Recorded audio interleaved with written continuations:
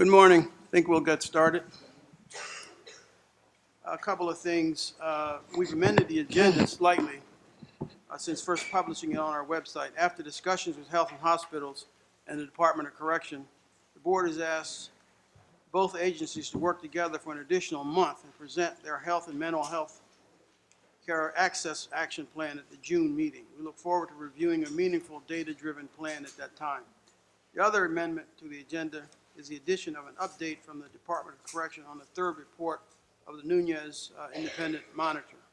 We will also move the items around, reorder the items slightly as we go through the agenda. Before we get to the business of the meeting, I'd like to mention three items. The first is that the board has recently published a new web page to track our restrictive housing rulemaking process and communicate with the public on that topic. The address is nyc.gov/BOC/restrictive housing. It currently includes the board's rationale, approach, and goals of the rulemaking process, along with written comments received in a form that we hope that the public will use to share your ideas. Secondly, on April 24th, Executive Director King and I wrote to the New York State Assembly and Senate leaders to express our support for legislation that would allow for the targeted use of body scanners in the New York City jails. As has been discussed numerous times at these meetings, the use of these body scanners in the city's jail is one crucial tool, among many others, for several anti-violence strategies that are needed in the jails. The letters that Executive Director King and I wrote are also available on the board's website. Finally, it is National Correctional Officers and Employees Week, so I would like to take a moment to recognize the uniformed and civilian staff of the Department of Correction. DLC staff are serious and essential partners in the work to advance improvement and change towards smaller, safer, fairer, and more humane jails. DLC staff members do critical work in often challenging conditions. And I know we don't say this often enough. I would like to take this opportunity to thank the DLC staff for their hard work, creativity, patience, and commitment to improving the jails in our city. We've also posted a notice on our website in recognition of this week. First item on the agenda is the approval of the March 2017 minutes. Is there a board member who would like to make a motion for that? Did I hear a motion? Is there a second? Second. Okay, any questions or comments or edits? No? Okay, all in favor? Opposed? Motion carries, thank you. Okay, now we're going to move up in the agenda to, we're going to skip the Nunez Independent Monitors Report for the moment. We'll come back to that. We will now go to the public comment on the secure unit variance vote and enhanced supervision. The first speaker is Mark Cranston.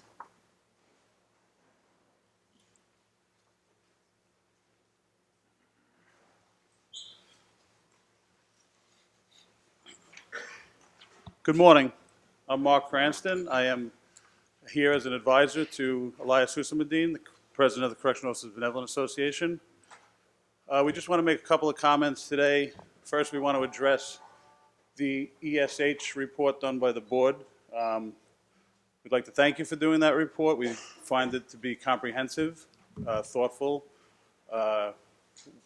chronicling all that has occurred so far in this endeavor to figure out a way to deal with folks who are violating the rules in a safe and humane way. We like the fact that there are not only findings, but there's recommendations. We also appreciate the fact that the issue of identifying all assaults on staff was touched on in the report, and hopefully will be followed up with the board and the administration to make sure that we count all assaults on staff as assaults on staff and know what we're dealing with. But one of the best things in the report was the timeline that you drew out on the whole issue of enhanced supervision housing. And although the report doesn't specifically address the young adult population, you do touch on that and say that there'll be further reports on that. And what we're here today to say as the Correctional Officers Union is, we know there's a variance for the secure units up before the board's vote, and what we're asking for is something different. We're asking this board and this administration to temporarily suspend this policy that eliminates the use of punitive segregation for 18 to 21-year-olds. We have seen through the timeline, through results, and through data that this policy is not working. It's not hard to see where the pitfalls are. There's a very small percentage of the population that do not conform to the rules and create violence. We need to deal with that population in a separate and safer way. And eliminating the use of punitive segregation is not the answer for that. Restricting its use, using it only when absolutely necessary in the least restrictive manner possible is the way to go with that.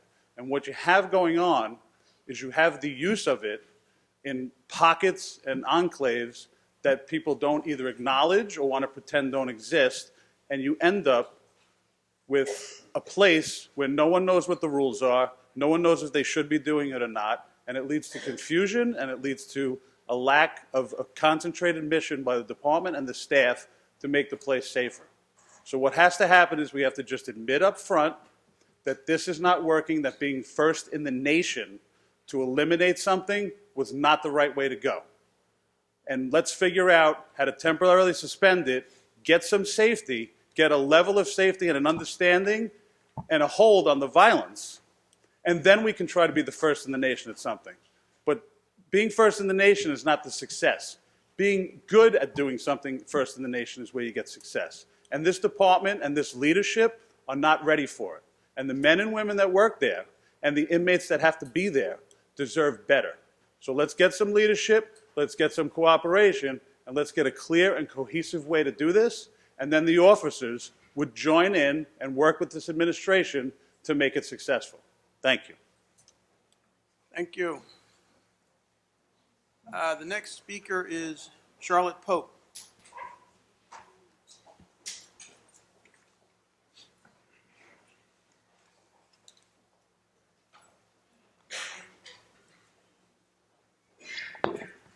Hi, my name is Charlotte Pope. I'm with the Children's Defense Fund New York. Thank you for the opportunity to comment. I just want to restate concerns and questions that we've had with the secure unit, especially now that the department writes that they began to pursue rulemaking. Since the unit's inception, we have asked that people not be held in the secure unit for an unlimited period of time. We've asked that the board include time restrictions for placement in each of the 3 phases, as well as a restriction on the total time spent in the unit. I see that days spent in each phase is being reported publicly, but would also appreciate additional information on what the longest periods of stay have been for young adults in the unit as a whole, and whether people are moving both up and down the phases. We'd also like to know what the reporting of days looks like only for people who complete all 3 phases, so separate from any other reasons for exit from the unit. We ask that the board ensure young adults are provided access to the services that allow them to exhibit whatever criteria of behavior grants them passage to the least restrictive setting. For example, how has participation in schooling affected length of stay in secure, and what barriers or disincentives exist for participating meaningfully or at all in school? Lastly, we would appreciate clarification on what exactly this interplay is among all young adult housing options, and what are the possibilities and criteria for movement across all the different restrictive units. Thank you. Thanks very much. The next speaker is Kelsey Diavola.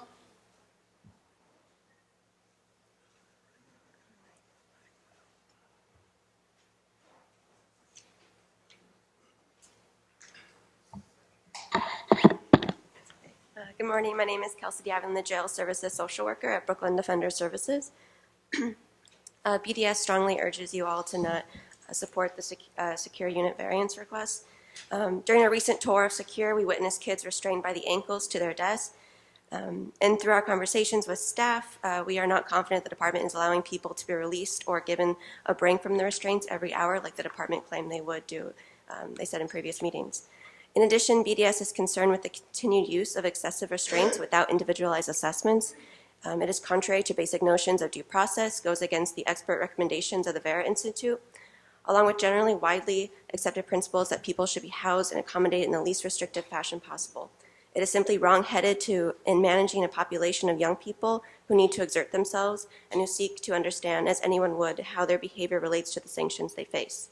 There's been no evidence presented for the need for such a punitive unit in addition to ESH. Moreover, the unit should not be continued through another variance in light of DOC's proven failure to abide by the minimum standards, conditions of the variance, and its own regulations. Again, BDS urges you all to reject this variance request. Thank you. Thank you. The last speaker is Jennifer Parrish.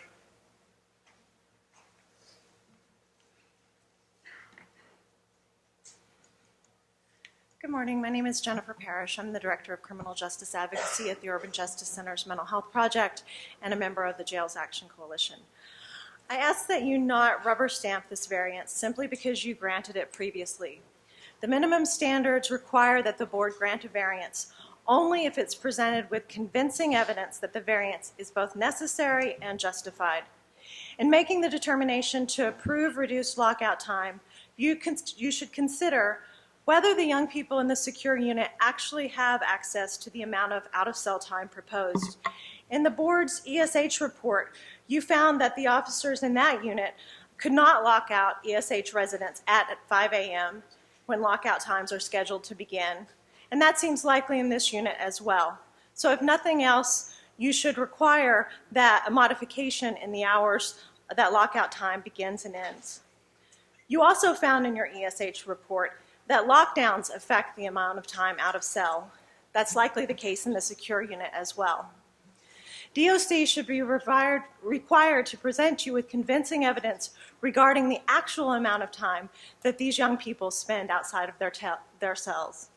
In addition, you should consider the quality of that out-of-cell time. Do these young people actually have time interacting with others?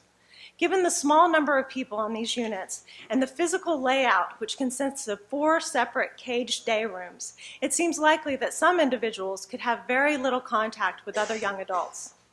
When this variance was originally granted, DOC did not propose using restraint desk.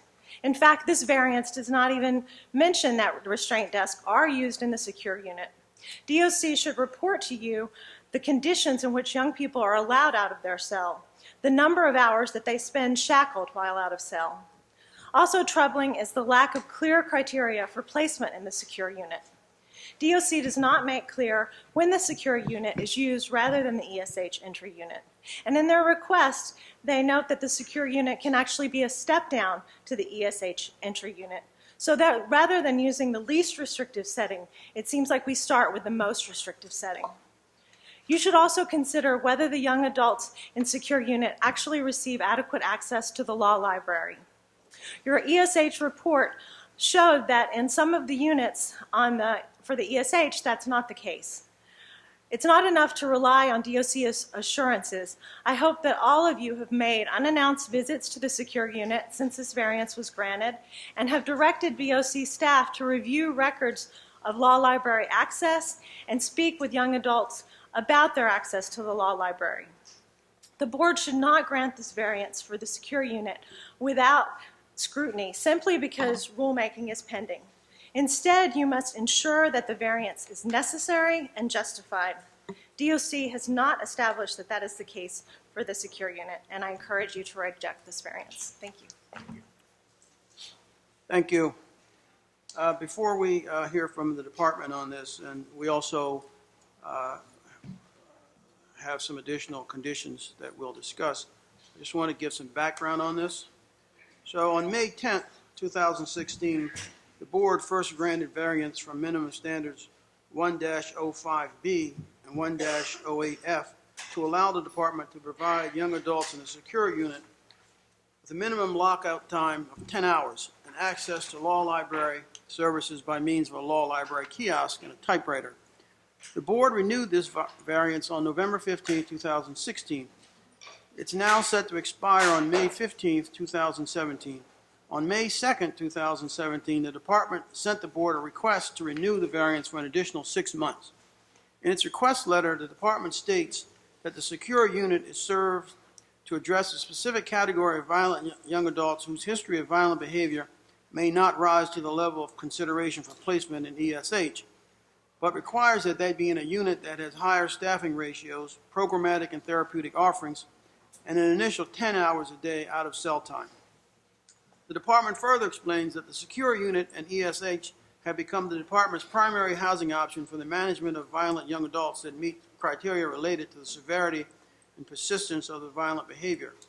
At their most restrictive levels, both secure and ESH require that young adults are in restraints during all out-of-cell time. For ESH entry unit, ESH level 1, the young men have both legs restrained to a desk. In secure enhanced phase 1, the young men have both ankles and a non-dominant wrist restrained. So now what we should do is the department will present their variance request. We also will note that there have been several conditions to this variance request, the most important of which, an important one of which is that the variance request is now limited to 1 month, not 6 months. So we'll hear from the department and we'll address the additional conditions as well.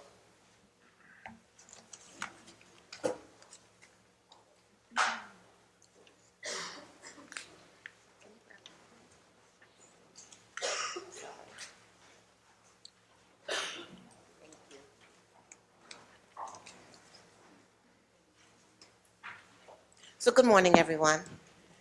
At this time, the department would like to request the variance for utilizing the secure unit. Would you like to hear a little bit about the achievements thus far within the unit? Just a little bit? So just some highlights that 41 support team meetings have been held to discuss the behavior and the progress for young people. We had 8 family interventions that involved family members to help us and assist us with behavioral issues that the young people have presented. We have structured programming. We increased programming. We also have increased the number and the time spent of program counselors in the unit. So initially we had 1 full-time program counselor and 2 part-time. Now we have 2 full-time program counselors, and we also have contracted vendors working there as well. We have reentry services being offered to those who might be sentenced. We have violence intervention prevention services. We have DBT, we have interactive journaling, and we have a number of other types of programming that are offered to young people who are in this space. During this time frame, there have been 31 young people in the unit. And as it relates to the desk, the desk have been used for 8 young people who have tried to assault staff or assaulted staff while on the unit. As it relates to school, 18 young people of the 31 attended school. 9 of those 18 had never gone to school in any other command, even though they had been with us previous to being within Secure.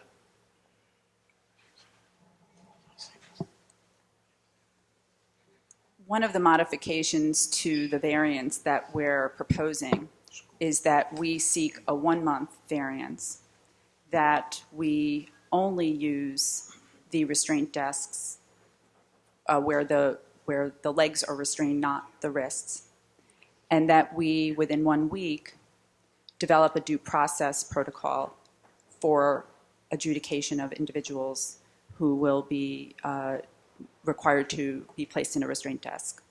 And that would be consistent with the due process we provide in our ESH unit. And we propose that we work out with the board over the next month the manner in which we monitor and report on those who are placed in the restraint desks.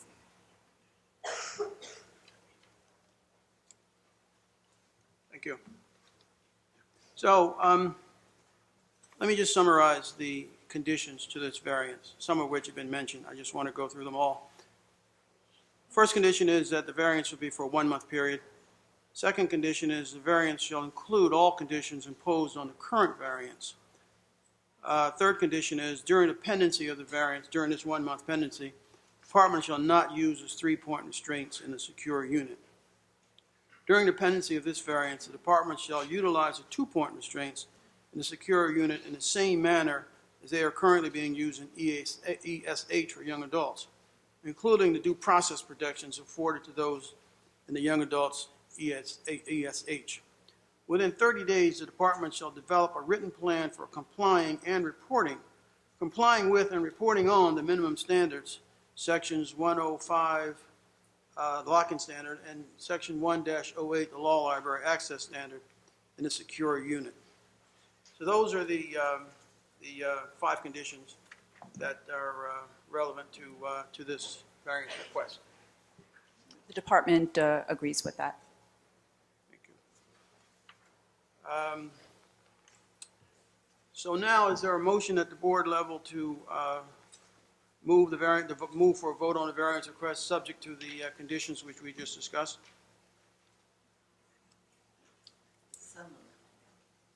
Is there a second? Thank you.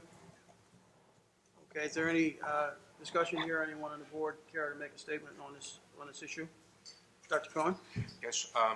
First, I want to say, Brian, Judge Hamill asked me to let the board know that she had a family emergency, medical emergency, and is unable to be here today. She and I went to Secure and ESH Young Adult last Thursday. I went to ESH additionally a week before that, and we both had substantial concerns about this unit. We looked. We could not identify a pattern that assured us, and the department could not provide the documentation that lockout was available. In fact, in certain places, lockout could not be available because there are not offices there at 5 o'clock in the morning, and showers and recreation take place in this time in the morning when theoretically people are supposed to get locked out. We'll work with the department to make sure that that both lockout occurs as required and that it has the capacity to occur, which means I would think it would really mean that lockout should be from 7 to 11 rather than 5 to 9. That was clearly a punitive action by the department done a few years ago, but we'll try to figure out some way that your staff is all there from 7 to 11, but the units are open from 5 to 9. If you take a look at it, you have 2 people there through 7 o'clock in the morning, and you have 11 there from 9 to the next one, and then you have 7, and then in the afternoon shift you have 7 people. From 5 to 7, you don't have any staff. It's not surprising that nothing happens during that period. We also noted that the law library, half the days the law librarian is supposed to be there, they're not there. So we hope to discuss this. The issue of I'm glad that the department has agreed to implement a due process procedure regarding the use of restraints in Secure. The notion that that the department was using 3-point restraints there is very disturbing to me, and I believe to many people. A while ago, we didn't have anybody in restraints. Now we have increasing numbers of people in 2-point restraints, and we just found out that there were people in 3-point restraints without any directive describing the use of 3-point restraints, without any discussion with medical staff, I believe, about the use of 3-point restraints. And and the department even has a policy within its restraint policy for use of 4-point restraints and more in restraint chairs, a dangerous device which requires the medical staff to approve continued use of. I believe you're not using that yet and haven't used that. I hope that's the case. But this is not a slippery slope. This is something much worse than that. And I'm very glad to hear that the department has agreed to stop the use of 3-point restraints now.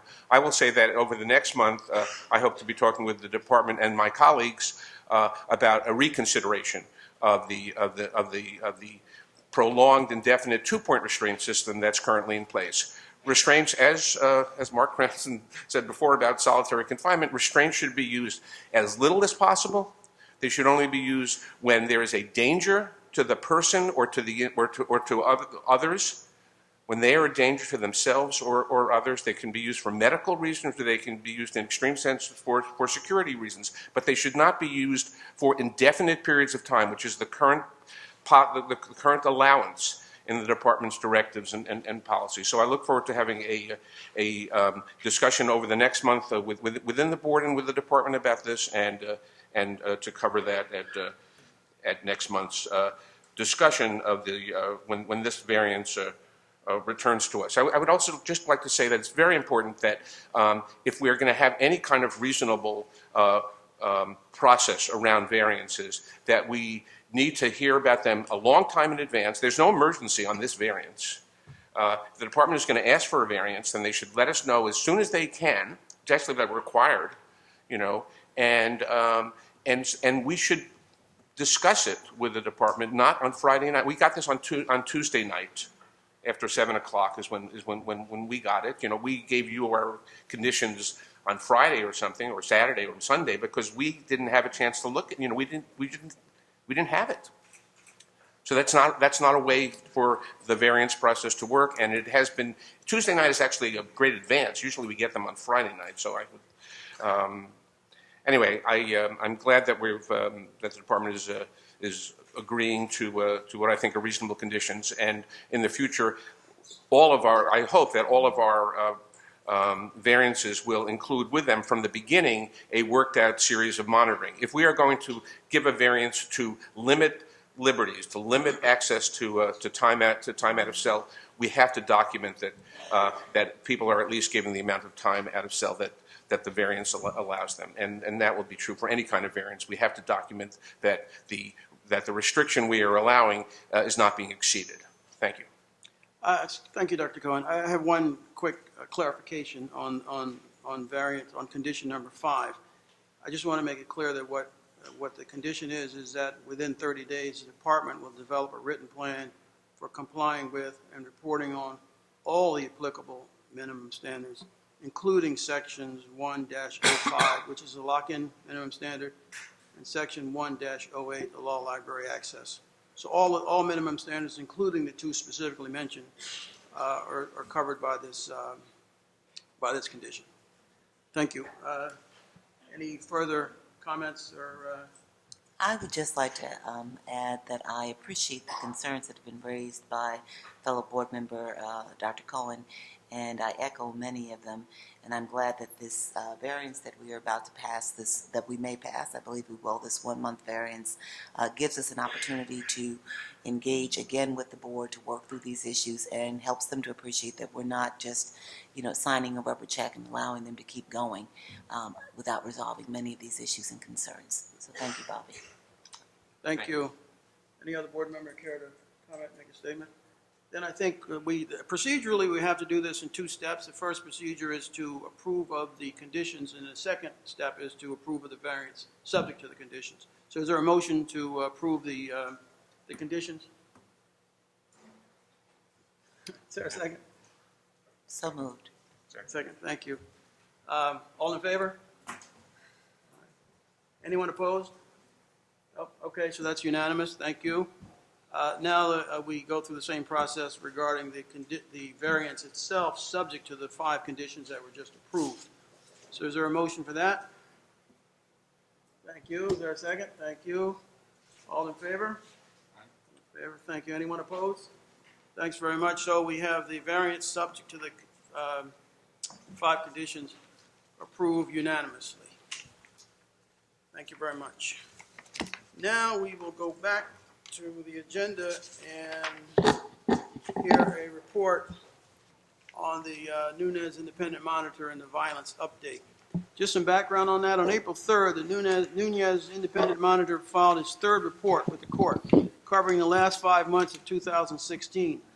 Although the report acknowledges significant achievements and positive steps undertaken by the department, the central findings of the report is that with respect to young adults ages 16 to 18, the department continues to struggle with many of the problematic, excessive, and unnecessary uses of force that gave rise to the consent decree in the first place.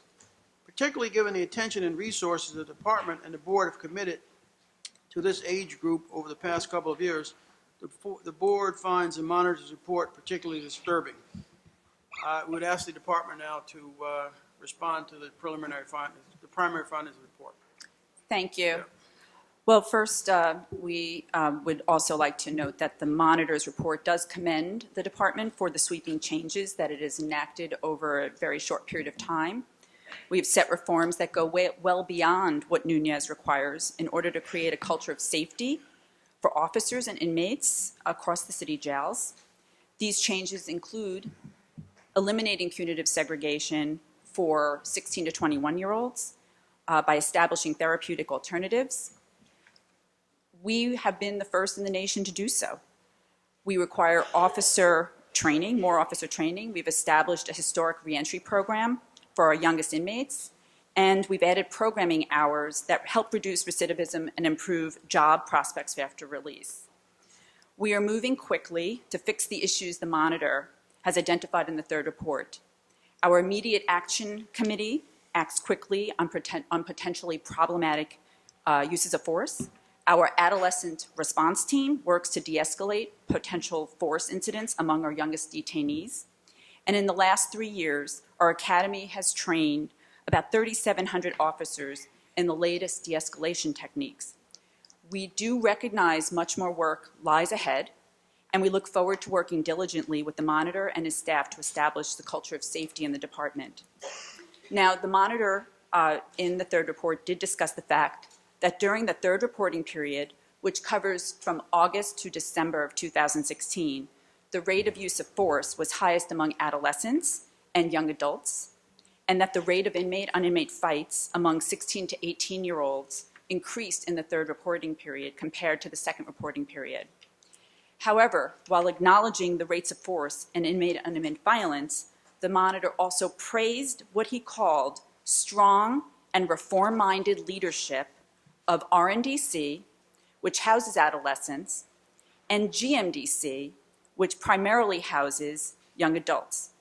The leadership there is producing results with significant decreases in the number of use of force incidents and inmate-on-inmate fights, as these two facilities during the current reporting period, January to June 2017. And what I would like to do is have the wardens from both RNDC and GMDC present on what it is that they have been doing and the great success that they've been seeing from January to present. Sure.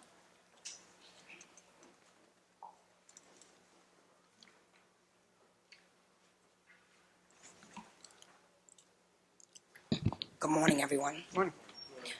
My name is Ada Presley. I'm the current warden of the Robin and Davern Center. I have been there for approximately... Can everyone hear? I've been there since February of 2016. I've been there for over a year now. Since I've been there, I have seen reform. I was one of the people that didn't believe that we couldn't do what we're doing now. In September of 2016, my facility had approximately 98 uses of force. Since then, we have decreased our incidence 75%.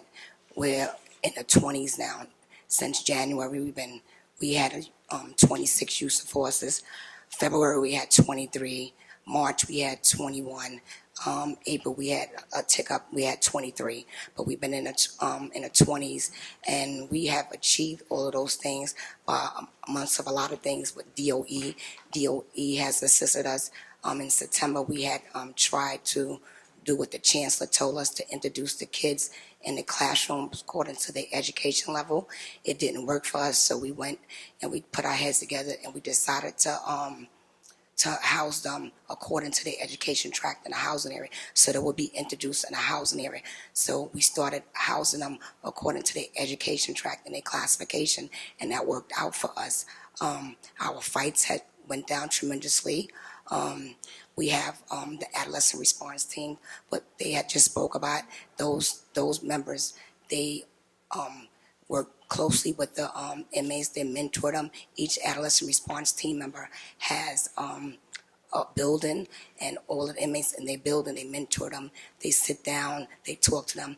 Also, DOE has been amazing to RNDC. We have 20 kids that took their SATs. Never in the entire department has any kids have taken a SAT. We're still waiting for our results. We have 98% passing of the TAS test. The TAS test is the old GED, so we have approximately 13 kids that pass it. That was a 90% rate of passing. So we have been doing a lot of things in RNDC to get this success, but we haven't done it by ourselves. All the departments, including the counselors, have been working with the adolescents, and I'm proud of my adolescents currently in RNDC. There's a question for you. Yes. Is it possible to kind of identify or isolate, say, the most important one or two factors you think that contribute to this significant decline in violence? I think I hear the whole package, but is think there a way to that, kind of isolate what you think is the most I important? actually started in RNDC as an officer. I've seen a change from the time that I started to present. I think the change of engagement is what helped us. Before, it was considered maybe conduct unbecoming to shake their hands, to play cards with them, different things. So I think the change that we did with that engagement piece helped us a lot also. Personal engagement with Yes, the inmates yes. and the officers. Yes, Yeah. before it was considered conduct unbecoming. Now we can shake their hands, we can talk to them, and congratulate them. They won't consider that being undue familiarity. So I think that really helped us. And just the DOE piece also. The schools are more like schools in out in the streets. The kids the other day, they were dissecting animals. I was so surprised. They knew every anatomy in the animal that they was dissecting. They were able to tell me every organ. I didn't know all the organs in them. So I think that we have made a lot of strides in RNDC, and I'm proud of it. I'm proud to be the warden there. Good. Thank you. Thank you. Anybody else? Any directors, comments or questions? Yeah, I'd like to add. Warden Presley, great job. And the question is, how do we get success? When our wardens buy into the way, Warden Presley is buying into it, leadership comes from the top. And with her passion, that's why things happen. So when I hear those numbers, 23, 21, when I was a commanding officer there, we were in the hundreds. I was able to get it to the 30s, never to the 20s. So when I hear you got it down to the 20s, an amazing job. I see the passion in your eyes to just keep up the great work, because that's what kids gravitate to. And if the leadership don't buy in, nothing else works. So it's very obvious to me that the leadership is working. We just need to support them, because if our facilities aren't safe and people don't feel safe, nothing else matters. So with uses of force down and fights down and officers not getting hurt as much, everything starts building in a positive direction. I just want to comment. That's a great job. I also just wanted to add a little bit about the strategy behind RNDC. So it's not only trained officers and the change in engagement, but also the programming and the incentives that are offered to kids who are behaving well, and holding young people accountable when they're not doing well. And also the engagement with their families are a lot different. Historically, because young people were considered adults, we did not call their parents when they came into our custody.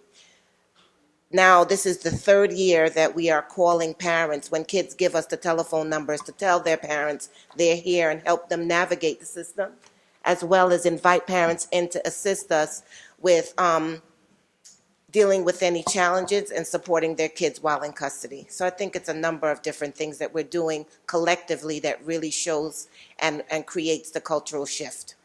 Thank you. Thanks very much. Good morning. I'm Warden Brantley from the GMDC. I actually was assigned to GMDC I went there in 2015, as a deputy warden. So I took over officially in January as the warden of the command, and we've also had some successes, although I tell everyone success is a moving target. It's been challenging. May I have your attention, please? May I have your attention, please? This is your Fire and Life Safety Director. We are conducting a full building evacuation That's just my luck. That is just my luck. What did he say?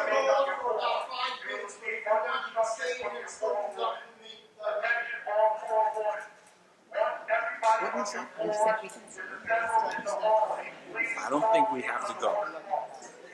That's what I think he said. There'll be in the post.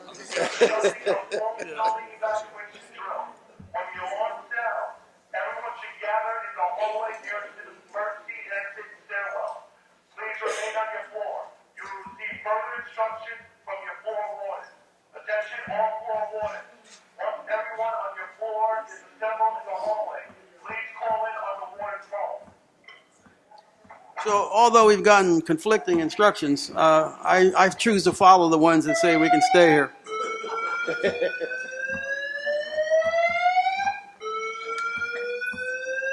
Once the noise stops.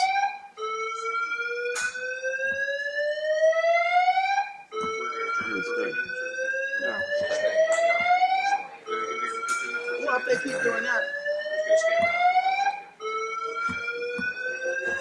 Well, we can adjourn until the noise stops. There's no point in us sitting here. How long did they say the noise?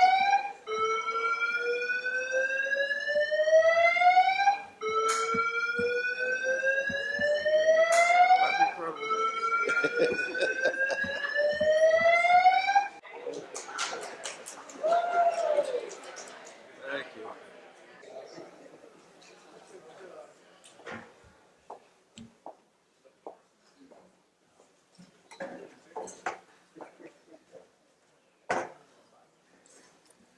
Okay. Well, we could have done without that, but I guess we can proceed. Ma'am? Good morning. I don't know how I'm gonna top that, but Don't try, please. in GMDC, like I said, I took over officially in January of 2017, but I was there previously as a deputy warden. We currently have 555 adults, with actually 384 of them are young adults, which would be between the ages of 18 to 21.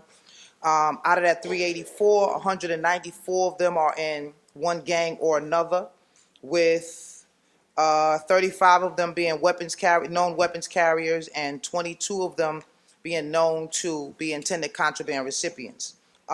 With that being said, we also use a de-escalation team, which we call the incident command system, which basically before an incident turns to an alarm level where we're suiting up, we try to diffuse it. And we have certain people that have been handpicked to speak, because some people just have a little better interpersonal communication skills than others. It is truly a team effort in GMDC, and it's not just the warden buying in, it's the chiefs buying in, and it's the commissioner buying in and providing us with the resources that we need to get the job done, which is probably the first since I've been in the department that I've received so many resources.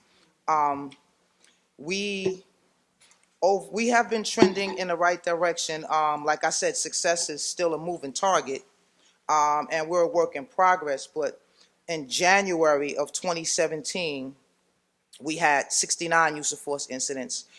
In February, we dropped to 42. March, we went to 28. And April, we ticked back up slightly to 34. Our inmate fights have also been trending down, 73 in January, 70 in February, 51 in March, 49 in April. I do believe if we can control the inmate fights, we can also control the use of force incidents, because a lot of our use of force come as a result of trying to control the fights. Some of the things we've been doing in terms of programming, we too have program counselors.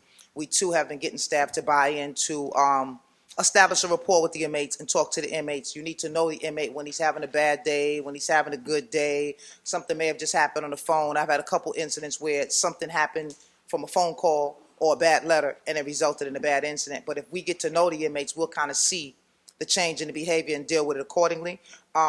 We've been working with programming counselors. We've been working with workforce development has been a major role. We've also been trying to engage in competitions against the other jails. Like we work as a team. We want to do a competition between us and RNDC, culinary, and these are things that get the inmates motivated. And we're trying to push the team effort in GMDC. amongst the staff, amongst the ranks, and with the inmates and us against other jails. And that's really been working for us. We do have incentive program. Your house is clean, behavior, no fights or less, reduced fights, reduced incidents, less horse playing and sanitation. We put them on a level system. And it's basically from platinum to copper, your level, you get certain perks with your levels. We have the Yes Center, we have the Peace Center, we have movie night, we have the various programming that goes on in these areas, school. We try to convince everybody to go to school, although most inmates, they're not interested. My philosophy is that young people don't necessarily know what they need, they know what they want. And I try to establish a relationship with them where I can convince them to do what they need to do. And I get my tour commanders and my full depths to buy into the same concept. And that's basically been working for us. But we have our moments. You know, not gonna sit here and tell you it's perfect. We have our moments, but it's a moving target, and I think we're moving in the right direction. Thanks very much, Dr. Cohen. I have two Questions questions on the too. three? On Nunez, right? On Nunez. I have two questions. So I have some questions for the department on Nunez. I appreciate the work that's being done with the young adults and the adolescents. Although the main thing is to get the adolescents. As I read Nunez, it was a pretty negative report.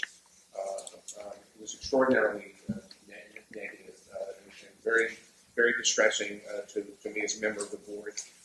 We have had a long series of discussions with the department and the law department about the investigation division when we passed the PREA rule. I and other members of that committee were very concerned that the department had not demonstrated the capacity to undertake investigations in a timely manner, to complete them in a timely manner, and to use available evidence to look at. And we were looking at sexual violence and sexual abuse during our PREA.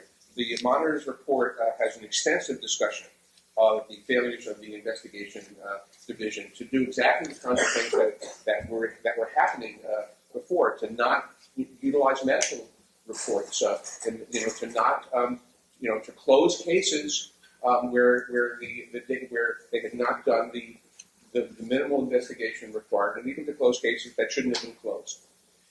And also there are issues about doing it in a timely manner. So I'm very concerned. I'm very concerned that the investigation division, which is critical to fixing this problem that Nunez identifies. There are a lot of elements to it. It's a gigantic problem. As the commissioner said when he first came in, he welcomed the federal report and even the monitoring as a way to engage this stuff. But it's not like one day later, right now. And so I would like first to ask you what you're doing in terms of the investigation process in response to the multiple complaints, the multiple areas that were talked about. You're not getting the videos that you need. You're not using the medical information that's available to you. You're not interviewing all relevant witnesses. You're closing reports without objective analysis of the evidence was summarized in a neutral way. How are you addressing this from a direct supervisory personnel issue as well as adequacy of personnel issues? I must say that it's very complicated for an organization to investigate itself, and it's not surprising that does not go well. And there are solutions to it, which involve taking investigations out of the purview of an agency, which has these problems. But for the time being, you have this responsibility. But according to the Nunez report, you're doing a terrible job with that, and I haven't heard. And I'd like to hear how you're going to do better with that. Well, first of all, I would say that it's very important to note that the monitor did not hold the department in noncompliance with respect to the investigation division standard and terms of Nunez. What they often do is illustrate or identify issues that we need to continue working on and engage with the monitor to do better and bring about improvements, which we are doing and committed to doing. I think what's also important to note is that on average, the Department of Investigation, the Investigation Division is closing the cases on average within the time period noted in Nunez, which is 180 days. We have to do better, but that is something that's an improvement from where we came from. I think it's also important to note that we started with a very small headcount in the Investigation Division, and we've increased the size. We've also doubled the number of cases that the Investigation Division is conducting full investigations on. And for the first time, there's a transparency at a very early stage in what is going on. The monitor is only able to make recommendations based on the information that our Investigation Division provides the monitor. So we have preliminary investigations that are done within a few days of the incident, and we're able to identify issues very early on, and we're able to take action. So first things first is that we have to understand what we have before us, and continue building and developing and fine-tuning what it is that we need to do. I think what's also important to note is that on the quality of investigations, now that we have a sense of how things are working, now we can align within the Investigations Division to bring about a better quality and improve the quality so that everyone's trained in the same way and that there's a uniformity. And those are efforts that we're undertaking right now, and we're committed to bringing about improving the Investigations Division, and we will continue to work with the monitor. How many staff do you need for this, for taking care of all the requirements of Nunez and all the requirements of Freedom? Well, I would have to get back to you on the details about the head count. I know. I'm just, I'm sorry that I can't specify. I know that we've been trying to recruit, and we've undergone recruitment efforts, and we continue to try, and there's a process, and some people are interested in coming to the department in the Investigations Division, and some people are not interested in coming on board right now. So we continue to try our recruitment efforts right now at trying to bring people on who are qualified to conduct investigations. Well, if you could let us know at the next meeting what, the number of people you think need to be in the investigation, investigators and whatever other categories and lawyers that you have within this, and how many you have, and how many you've asked for, and how many the city has approved, or how many they've turned down from you. Has the city not provided you with investigators that you asked for? They provided us with some of the requests, but it's a work in progress. It's a work in progress. Okay, if the department can't do it, then there should be another approach to this. Hopefully you can. And so in the interest of time, there's two other issues I just want to flag that the board has raised in the past in relationship to the last Nunez report, and that is the misuse of OC spray and the delays in medical attention after injury or incident. And if we could just come back and talk about those issues again soon, because I know that there is work taking place to address them, so maybe we can get an update on that. And then we'll move on to the ESH assessment. I just want to second the overuse and inappropriate use of OC spray. Okay. Yep. Report. Okay. Look forward to Sure. We're going to move on to the next item. Okay, next item. So in October 2014, as the board debated punitive segregation reforms, the department proposed to the board a new restrictive housing unit that was enhanced supervision housing, known as ESH. The department believed it to be a critical part of its punitive segregation reforms and violence reduction plans. In January 2015, the board approved a modified version of their proposal, which created placement criteria, additional procedural safeguards, programming, training, and steady staffing requirements. It also included a requirement that the board meet within 2 years of implementation to discuss the effectiveness and continued appropriateness of ESH. That discussion will happen now, and will satisfy that requirement. On April 26th, board staff published an assessment of ESH, studying the first 22 months of adult ESH placements prior to the expiration of the current variance allowing ESH for young adults. The board staff will also publish a separate assessment of the early implementation of ESH for young adults.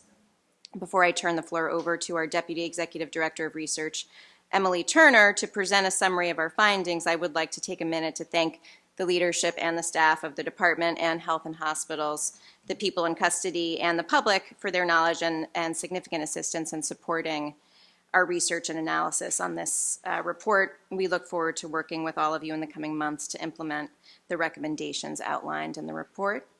And finally, a huge thank you to Emily, her team, and the monitoring staff for their commitment and extremely hard work on this major project for the board.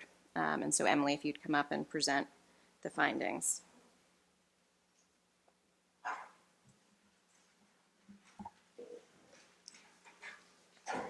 Good morning.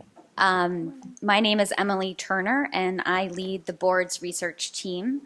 I'd like to thank the board for this opportunity to share what our team has learned about ESH, and I'd like to thank our executive director for her commitment to improving our capacity to produce comprehensive assessments and to increase the transparency of the board's oversight.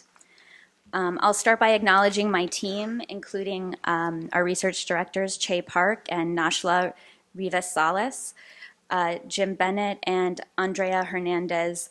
We all believe that these assessments are critical to informing the board's decision-making, and we look forward to working closely with the department and the board on future assessment efforts. Together, this team with the board's field staff carefully reviewed all ESH standards and department policies related to ESH, interviewed DOC and correctional health staff, analyzed administrative data, conducted numerous observations and visits to ESH housing areas, and discussed the conditions in ESH with the people housed there. We also manually reviewed due process paperwork for a sample of placements in ESH during our study period. We found the department's operation of ESH changed significantly since ESH first opened in February 2015. Changes include the adoption of ESH incentive levels in early 2016, the adoption of new programming models in May of 2016, and most recently the use of restraint desks in some ESH housing units. Due to the recentness of the introduction of the restraint desks in ESH, our team was not able to assess their appropriateness or effectiveness of this practice. The findings and recommendations presented today relate solely to adults placed in ESH from February 2015 through November 2016.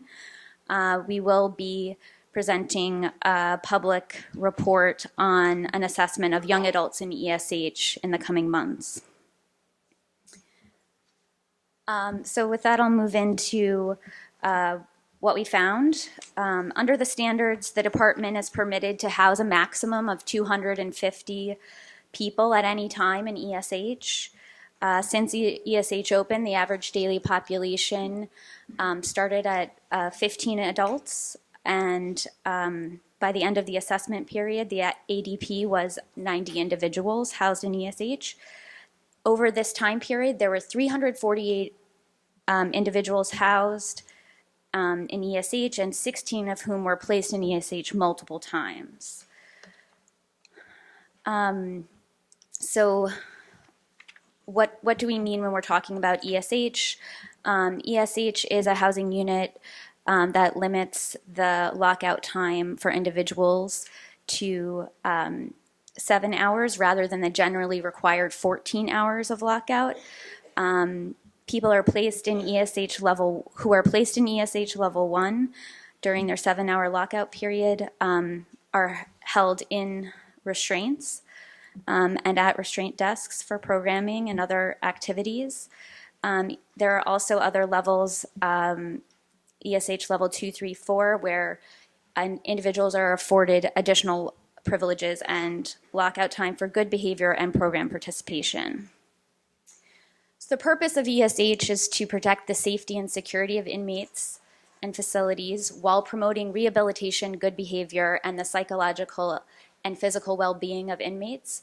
It's also to separate the general population from the general population, those individuals who present the greatest safety and security. The placement criteria for entering ESH involves inmates who have been identified as a leader of a gang, and participation in dangerous gang-related activity, active involvement of a gang-related assault, commitment of a slashing or stabbing, and other serious violent disturbances as outlined in the ESH standards.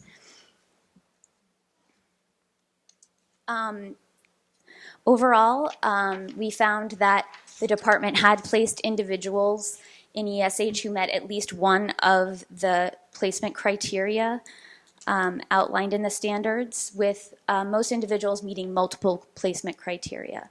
We found the department also provided individuals with timely notice, placement hearings, and placement determinations. The department excluded people with known serious mental or physical conditions from placement in ESH as is required under the standards, and that the department did offer and develop a structured programming model for this housing area and did provide the majority of officers staffed to ESH with 40 hours of training. There are several areas for improvement that findings and recommendations speak to in the report. The report is quite lengthy, so we'll only cover 6 key areas here today, but encourage everyone to read further as to what we found. So in terms of how long people are staying in ESH, for those who've been released from the ESH housing area, and those who were currently in ESH in a snapshot in December, the most individuals housed had been in ESH from 3 to 5 months, with the range being anywhere from less than 1 day to one individual having been in ESH as long as 336 days.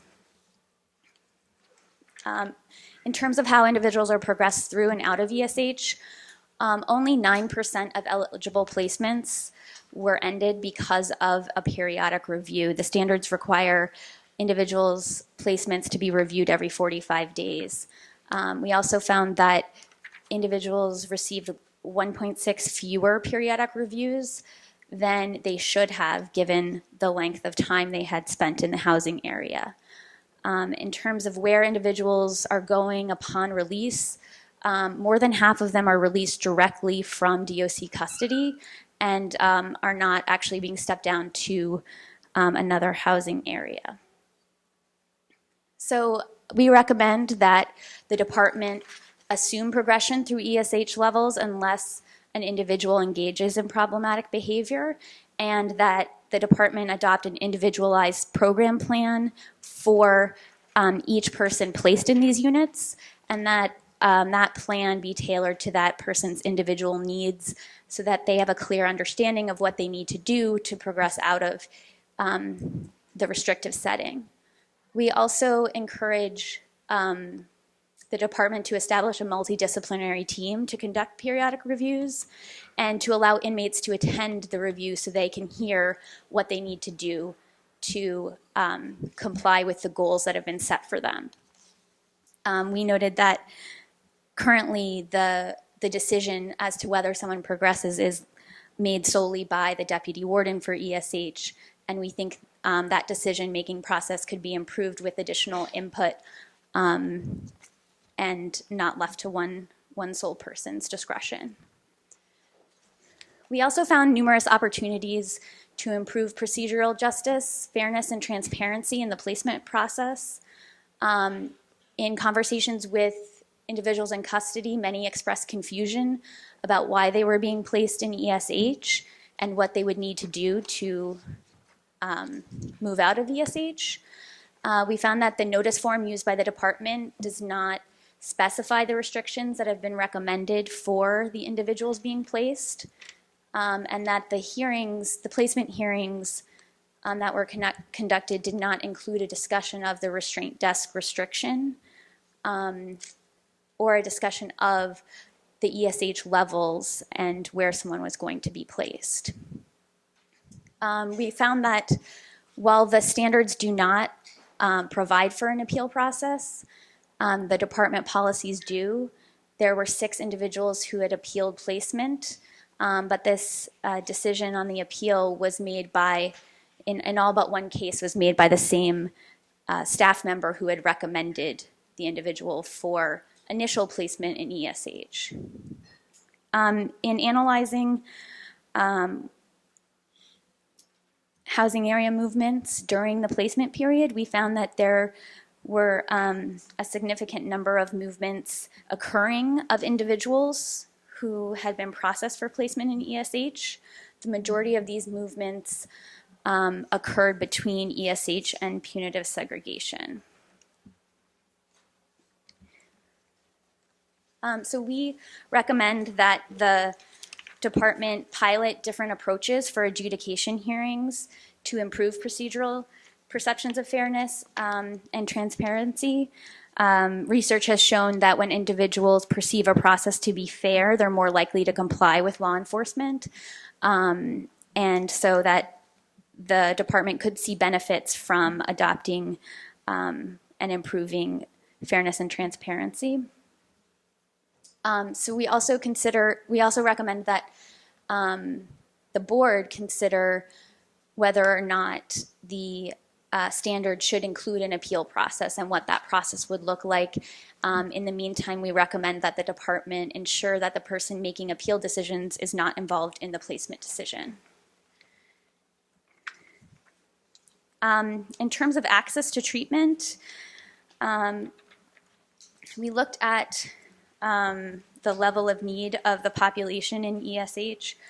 While no individual placed had a serious mental illness, 66% were receiving mental health services prior to their placement, and 77% had a substance use disorder. In terms of access, nearly a quarter of all health encounters and 28% of all mental health encounters were not seen due to either DOC non-production or correctional health cancellations. Therefore, we recommend that the department use the upcoming health and mental health care action plan to improve access to care, specifically in ESH. We also found that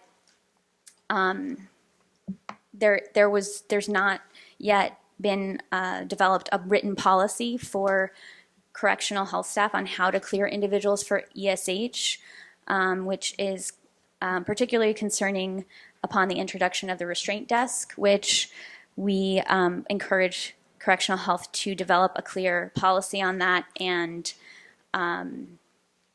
train staff. And ideally, this would go beyond just checking the electronic medical record system.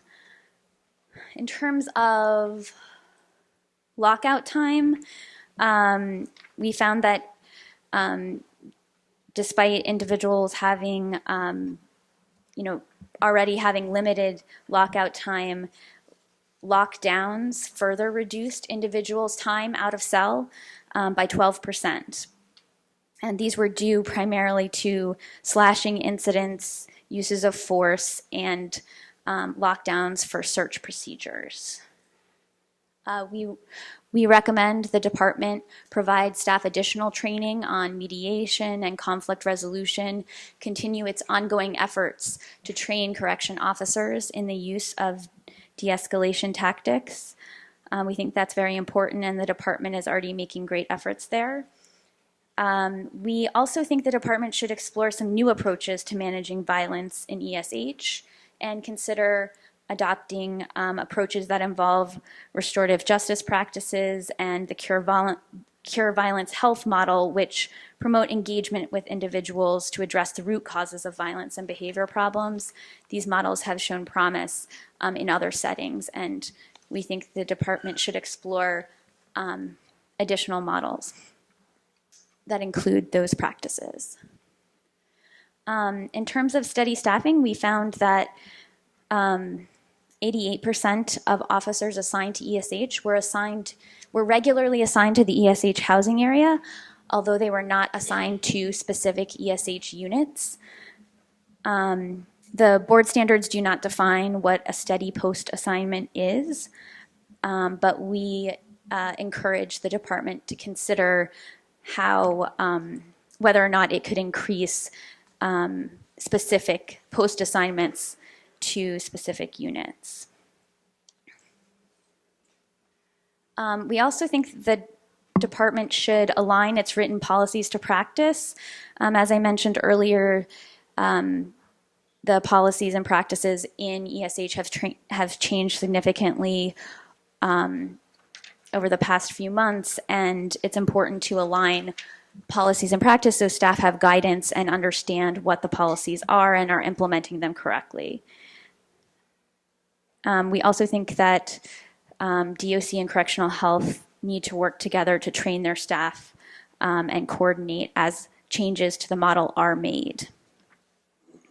And that we would encourage the department again to consider assigning staff to study posts to particular housing units, as this would allow officers to better get to know inmates in custody. Finally, we found that the department had not established benchmarks for measuring progress or success in ESH, nor clearly defined a model based on research as to how ESH would improve safety and reduce violence. And that DOC lacks many of the data management systems to electronically track data on how ESH is being implemented, as well as the minimum standards more broadly. So we encourage the department to create a model that is clearly based on research and outline exactly how the structure and programming will improve safety and reduce violence, and use this model to define benchmarks as to what a successful implementation of ESH looks like. And we look forward to working with the department to develop better data collection systems and improve information sharing between the department and the board. So now I'll turn it over for discussion. We're gonna, invite first the department to come up and respond, and H&H, if you also have anything you'd like to say, and then we'll get into questions from the board. Thank you very much. No real reason to respond so much as to thank the board and their staff for the ability to help us out doing the evaluations. I think for context, everyone knows ESH was developed in order to allow us to kind of deal with more of the persistently violent, and as an effort to reduce our overuse of long-term solitary punitive segregation. And so as we have moved forward, we have looked at different models, and thus the move from just a simple ESH unit to a tiers of ESH units that allowed for progression, to allow for more benefits, to move away from a punishment model to a much more focused incentive behavioral model. And I think that the working with the board on ESH is one of the keys to us being able to say that less than 1% is of our population is ever in ESH at any one time, and only about 1% of our population is in punitive segregation. The combination of those two percentages are even less than the 600 that were in punitive seg when we first started. So the ability to kind of tailor in on those that are actually providing, actually involved in the violent incidents is something that we want to work on. But while doing that, we need to kind of develop proper programming, which is a huge success on our part to try to move that, a big commitment by the city to put that not just in our adolescent populations as the wardens talked about, but also broadly with the rest of the adult population, ESH being one of those big models, as well as our restart unit. So we thank the board for their review. We are particularly taking a look at the recommendations because we know that we are moving towards a rulemaking for kind of the broader restrictive housing, and we hope to add that in and further the discussion so that we can add some of the recommendations as we see kind of fitting into the broader spectrum of models, not just ESH, but all of the things that kind of play into what we've been trying to build here at the department. So thank you very much. Now we can open it up for a discussion and questions.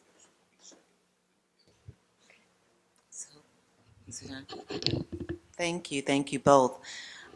My question centers primarily on what comes next, I feel as though this really speaks to the assessment of a process, of procedures and practices, and highlights some of the improvements that need to be made concerning practice, but doesn't really help me to appreciate what is the long-term strategy and objective to figure out whether or not this is really the best or the most ideal, given the circumstances, form of housing for persons who need less than punitive segregation, but something more that keeps the inmates and the officers safe and keeps them secure and helps them to move progressively to a better place. So I appreciate that you've done the work of figuring out how to improve upon the model for practice purposes. But I am curious about how this ultimately ties into a greater objective of understanding whether or not this really is a model that will have greater benefits for the young persons and for all persons. And let me just add that I appreciate that sometimes you need time to do this work, but I'm also curious about who's actually doing the work. So when I look at the recommendations and I see that we say the department should create a model, is this something that, are we looking to the department to look to others for expertise, for the board to weigh in? Is this where the department is expert, where we say we just leave it to them? These are the types of questions I have about the overall. It all centers on the overall objectives and the outcomes. We can improve process, we can improve procedure, we can improve practice, but if we don't know what we are working towards and how to measure and strive towards that, we may not be where we ultimately want to be. Thoughts? Just from the department standpoint, I think that we are open. There goes my moment. May I have your attention, please? This is your DCAT Fire and Life Safety Director. The building evacuation drill is now complete and was successful. I would like to thank you for your participation and cooperation. Have a nice day.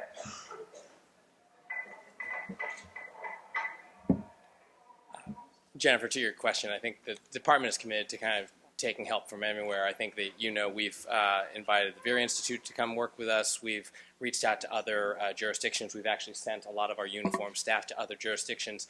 And, to be very honest, the initial focus for us was on the adolescent and the young adult population. So we did a lot more kind of sending people out to take a look at juvenile and adolescent programs and how to manage better, which I think are showing some results within our NDC and also within our young adult, within GMDC. But I think we're looking to do more. I think as the nation starts to move towards kind of different alternatives to punitive segregation and more research is done, we're open to it. I think that we certainly are committed to continuing to look at options. I think that's what we've been trying to do. I think that's why there has been a flurry with the board in terms of variances, because we are trying to discover different ways. We're not going to the same general population or punitive seg model, that we actually have to develop something in between. I think we do need help. I think we're open to kind of reaching out to different parties, and if people have suggestions, we're happy to meet with them. I'll just add, I'm curious about specific indicators and outcomes as they speak to progress and progression, and seeing more of that to understand, we can look at practice and process, but it's got to speak to indicators and then ultimately driving towards outcomes. And I think one of the things that we'll present just shortly in terms of our evaluation on the young adults within ESH is exactly that. I think that we're trying to separate kind of metrics for just how the units are run. So simple metrics to understand just from a trend standpoint what's going on within those units. But also we have to define outcomes. And from an outcomes, I think we have a couple of different areas that we need to focus on. One, ultimately, the impact on the young adults in this case that do go into ESH, but secondarily, kind of the impact on other general populations from which we have potentially moved the young adults so that we can keep those areas much safer. So I think we're developing metrics and ways to evaluate that, so we can talk about metrics, but also an evaluation of whether or not this program is working. Maybe one would be easier to measure than the other, like the impact on the other general populations. By removing some of the more violent inmates, not providing kind of that circumstance where you've got lions and lambs issue, you lower the violence in certain housing areas, but you concentrate a bit more. But as we focus on better training and programming, maybe you address those. But that might be harder to evaluate or take a little longer to evaluate, but we're certainly trying to design something that allows us to do both. I have one question for you, Jeff. And Vera did do a long evaluation of ESH with you, and I believe has prepared a report. Yes. And when is that being released? I actually don't know. I actually not gotten the update from Vera on when they're releasing it. It's up to them now, and obviously they also spend a lot of time focused on process. So. Yeah. Okay, thank you. Yeah. So I want to thank the staff, thank Emily and everybody who is involved in doing this. I would say, as I mean, many people who are staying here today were involved in the very limited discussions that we had about ESH when that rulemaking occurred. And I assure you that the board's intention by talking about steady post was what you asked for in terms of steady post. We were not talking about people who were assigned to 7 different units on any particular time of day.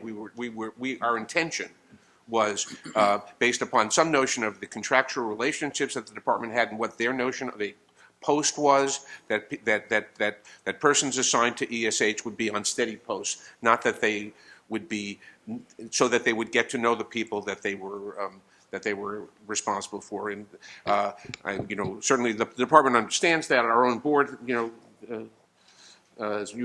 made that point to us in the Jim in the comments on it. I think that is what we wanted, and that's what we should get. I'd like to say that it's very important that the Vera report be released soon. The Vera report came to similar conclusions that we did, which said that one of the main problems with ESH is that you can't get out of ESH.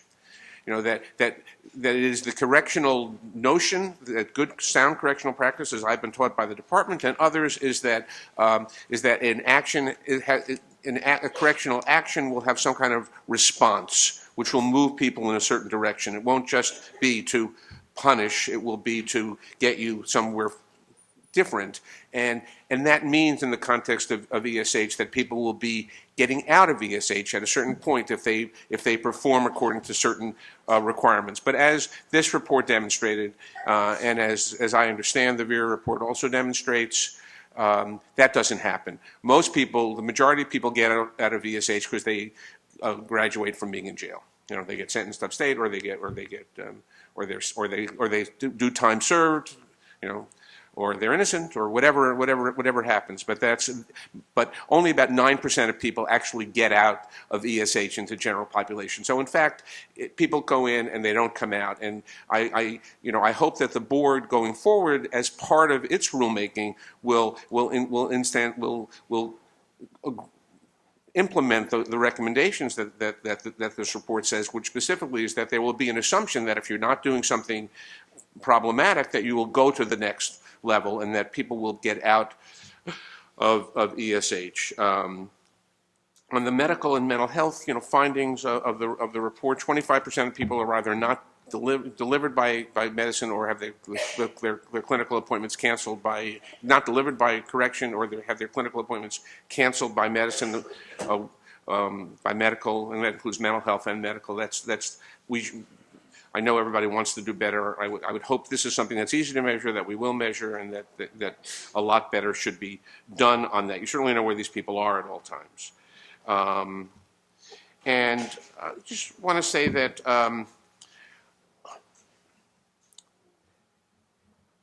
in my visiting some of these units recently, and through this year, ESH is particularly the units where people are shackled, is characterized by a sense of intimidation. I think there are now dogs that regularly visit the ESH. I've asked why the dogs are there, the person handling the dog, and they say the purpose of the dog here is intimidation.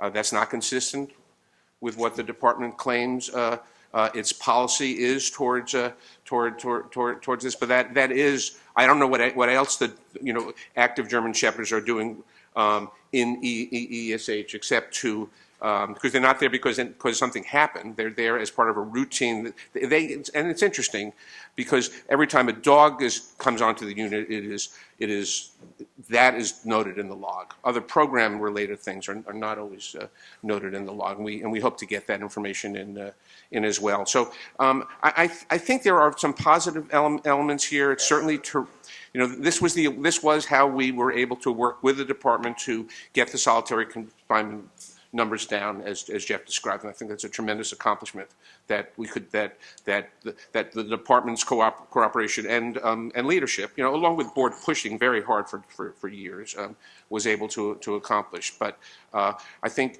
we should implement, and the board particularly should implement going forward in our rulemaking and in variance approvals, the recommendations that have been made here. We shouldn't just have them as recommendations. We should have them as conditions going forward when we are considering variances which restrict our minimum standards. And I hope to do that. And certainly I pledge to continue to try to do that. Thank you. Thank you, Dr. Cohen. So we've had a number of very useful and thoughtful comments on this, and I think the report itself was a tremendous addition to the dialogue. So this is a comment I would really direct to the commissioner. I think it would be helpful to the board if we were to be able to get from the department a formal written response to our ESH assessment. That way we can have a much better idea of where you folks are in terms of the various recommendations reported. I think that would be helpful if we could certainly get that by the next meeting. Sorry, just one more thing. Just a real question to Emily. When you talk about procedural justice, could you give us a couple of more sentences on some of the ways you think that could be implemented in terms of ESH and addressing issues of violence?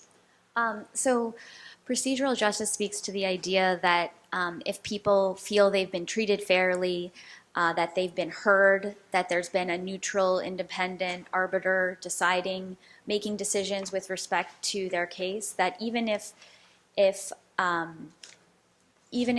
the result of or an outcome is not in their favor, they still see the system as legitimate, they see it as fair, and will comply with any rules or regulations that have been imposed on them. I think the part of what we found in speaking with individuals in ESH was a level of confusion, not understanding why certain restrictions were being imposed, what they would need to do to be able to comply with the program or what the program model is requiring of them.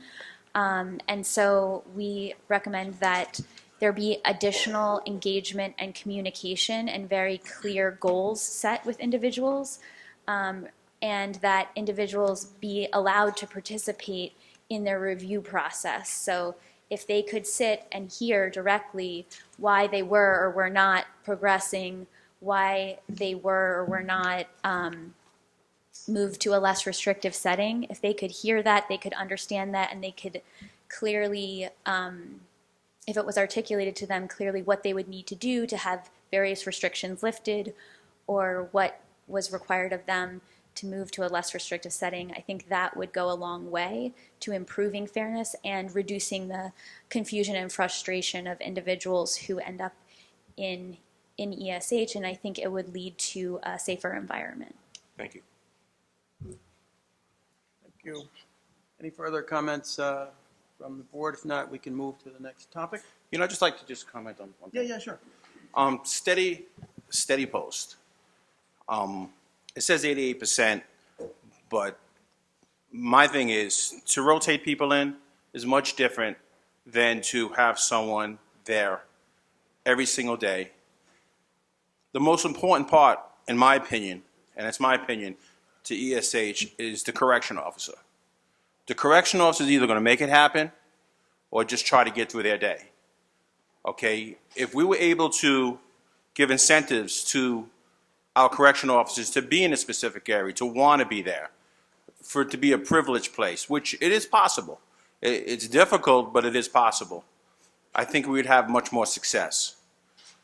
In the past, a spot like ESH You came in, you go to OBCC, you need a certain amount of people to go, so you're going to take the people with the least amount of seniority and you're going to put them in this situation. I don't know if that's happening now, but I'm just saying in the past.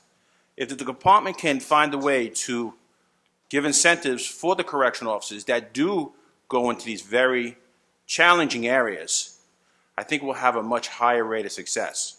Because I got to say it again, no matter how many chiefs, no matter how many wardens, leadership's important, okay? And our officers need to be supported.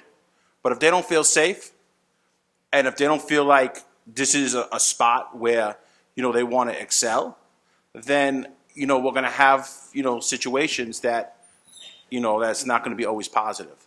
So even though it's trying, the administration, we just need to have more incentives. We have to recruit the right correction officer, because there's a lot of correction officers out there with many different talents, many different skills that we didn't tap into, and motivate them and get them going in a direction. I think that would be a good suggestion, in my opinion, to, get ESH running in, continue running in the direction we need it to run in. Thank you. Okay, yeah. Dr. Bryant? Thanks. I also applaud the efforts that you've made on this report.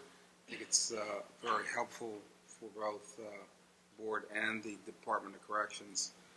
Just one comment I want to make about the fairness, and I think it's a little unrealistic that we're going to expect that all the offenders are going to find the disciplinary process fair.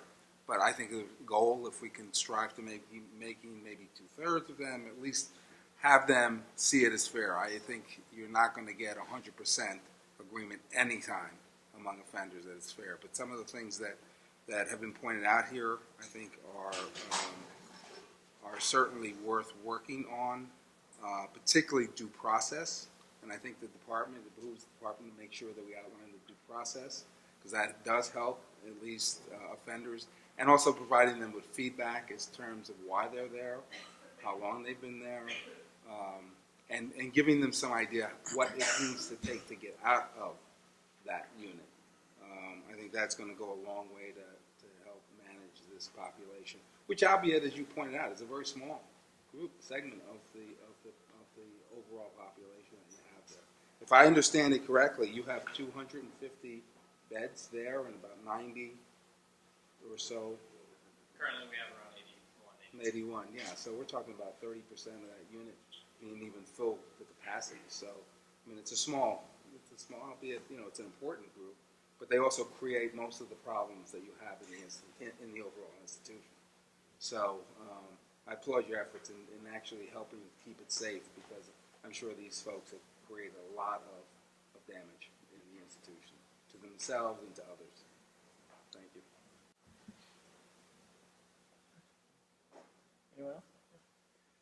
Thanks very much. So the next topic is the Youth Adult ESH Directive and Monitoring Evaluation. At the February 2017 public meeting, the board approved variances allowing the department to place young adults in ESH until August 14. The board imposed a condition on the variance that required the department at this meeting, the May 9th meeting, to present comprehensive metrics and a plan for its ongoing data tracking, monitoring, and evaluating the implementation of young adult ESH.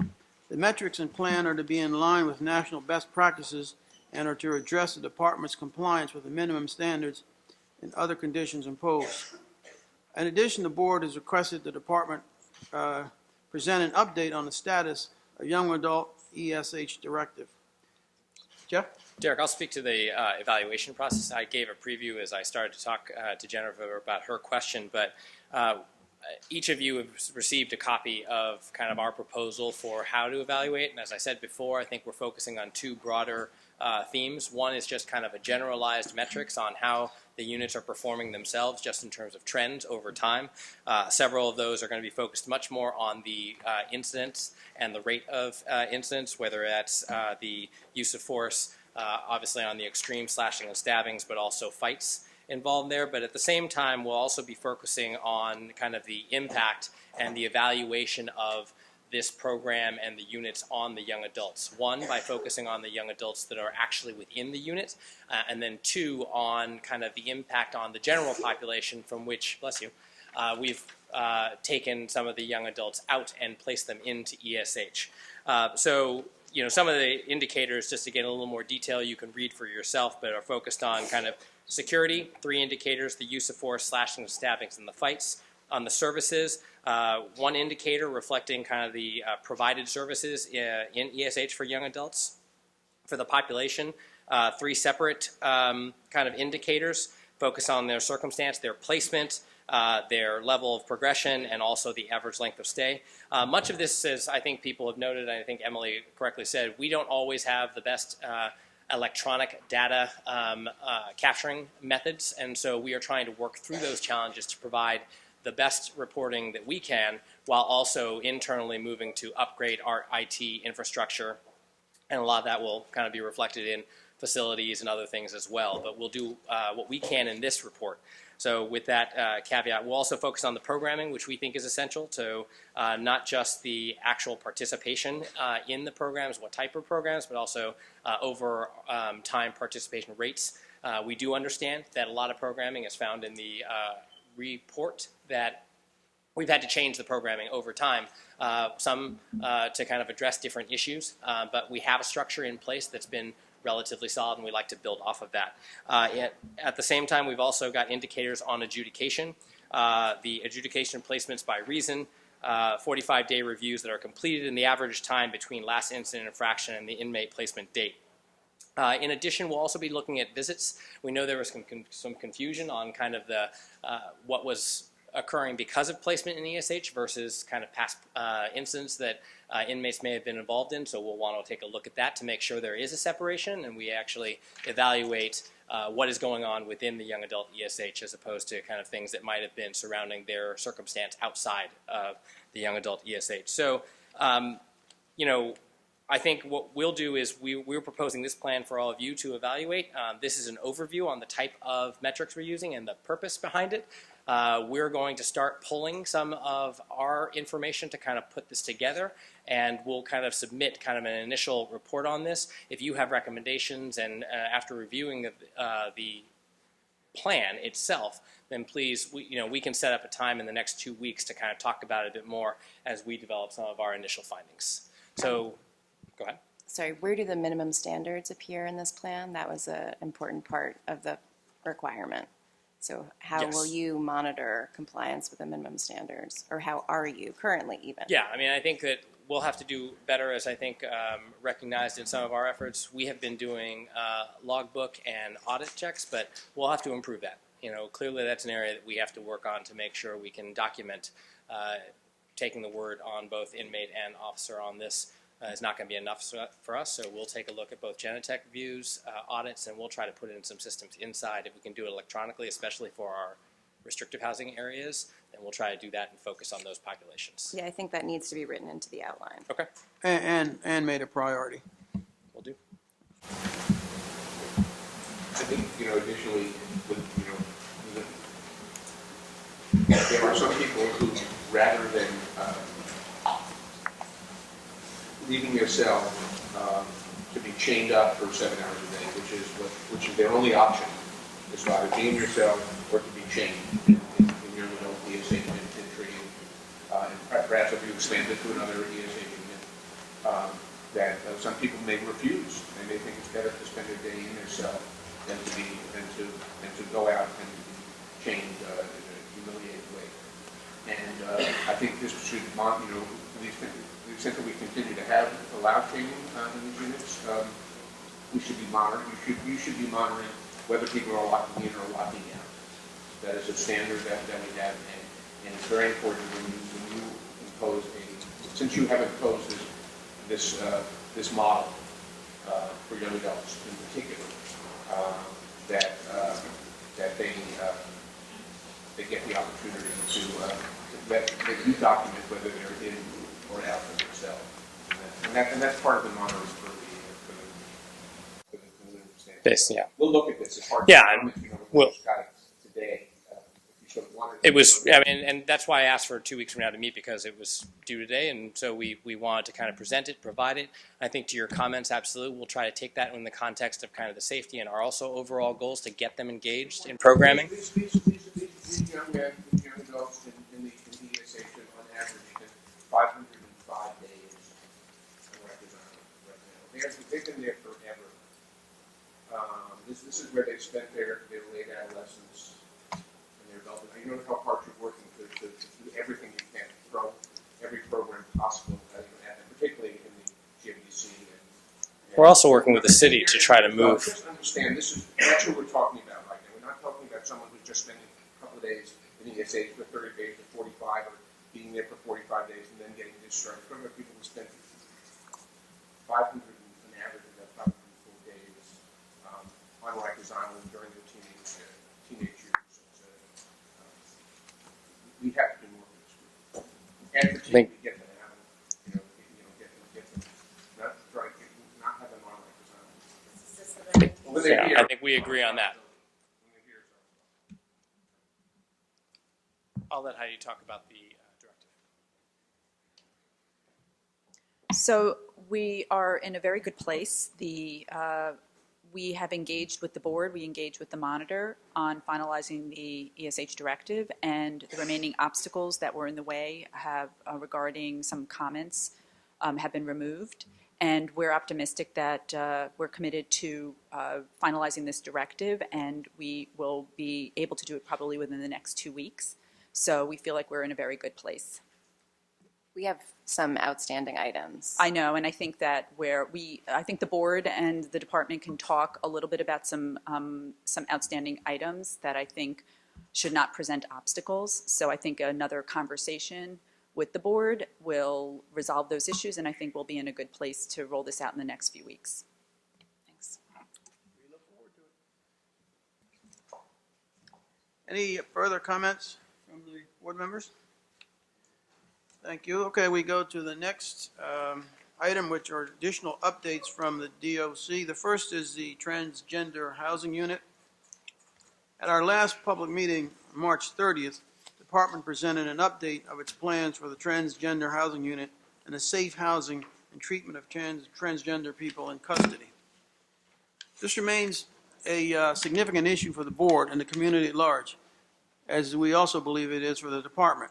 At the March meeting, however, the department presented a plan that raised many serious questions and concerns from the board and from the public. We understand that the transgender housing unit remains open, and plans to close it have been put on hold, and the discussions between the department, the board staff, and the advocates have commenced. I wonder if you could, for the department, to update us on your plans with regard to this unit. Sure. Good morning. My name is Faye Ilardi. I am Assistant Commissioner for Sexual Abuse and Sexual Harassment Prevention. I'm going to give a little brief update on the transgender housing unit. Although the unit is not compliant with PREA, as per the Department of Justice, the department has decided to postpone modifying the unit in order to work with the advocates to develop a unit that is sexually safe for all of our vulnerable populations. We have established a working group, and on May 3rd, we had our first meeting. The advocates who have voiced concern in this forum participated in this meeting, as well as staff from the mayor's office, the law department, and Ms. King from the board. We had very spirited conversation and discussed collective concerns of the entire group. We also explored ideas that we should consider at our next meeting. Over the next few weeks, we will have additional dialogue and an exchange of information to continue to collaborate on a housing unit or a housing plan that addresses both sexual safety and programming needs. In addition, we have agreed to share information and work together to come up with training that will speak to strategies for keeping vulnerable populations safe under PREA and respectful communication with and about the department's LGBTI and gender nonconforming population.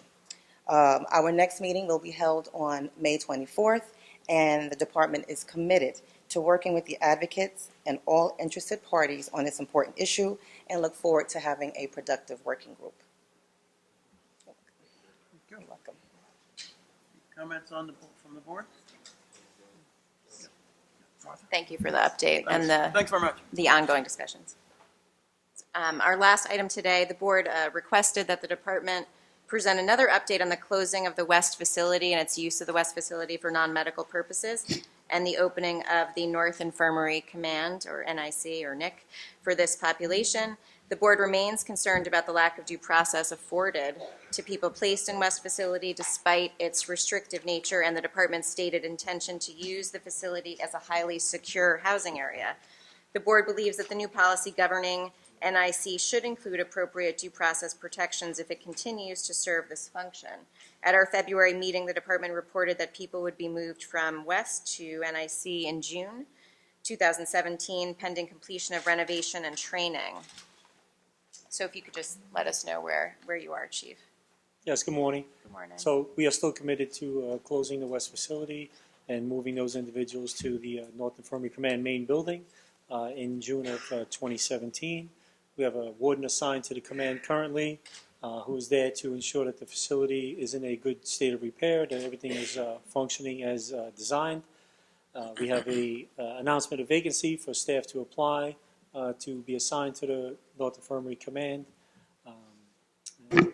So we're moving forward with the plans, like I said, as of June 2017. Did you agree to the populations that you'll be moving into the NIC? So those individuals at the non-CDU inmates at the West facility. And anyone else, the older population? We is have that not still? discussed that yet, so this is the individuals who will be on the second and third floor of the North Infirmary Command. So we'll work with H&H to discuss the inmates who will be occupy the dormitories at a later date. Could you respond to the board's concern regarding due process? All those individuals that currently at the West facility have been processed into restraint status, and so I believe that's the due process that was necessary. So they're all in enhanced restraint units? Yes. Before the general population? Excuse me? You refer to it as the general population? Yes, but those individuals have been processed into restraint status.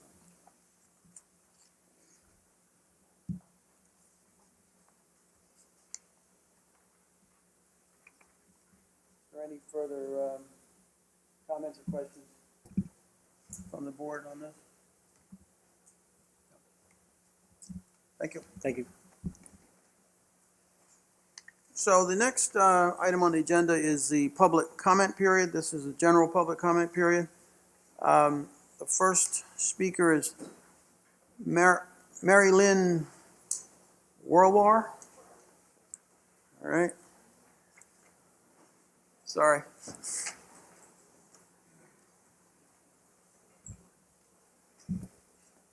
Good morning. I'm Mary Lynn Rolwes, the director of the Prisoners' Rights Project at Legal Aid, and I just wanted to offer a few quick comments from Legal Aid about some of the matters that the board's discussed today.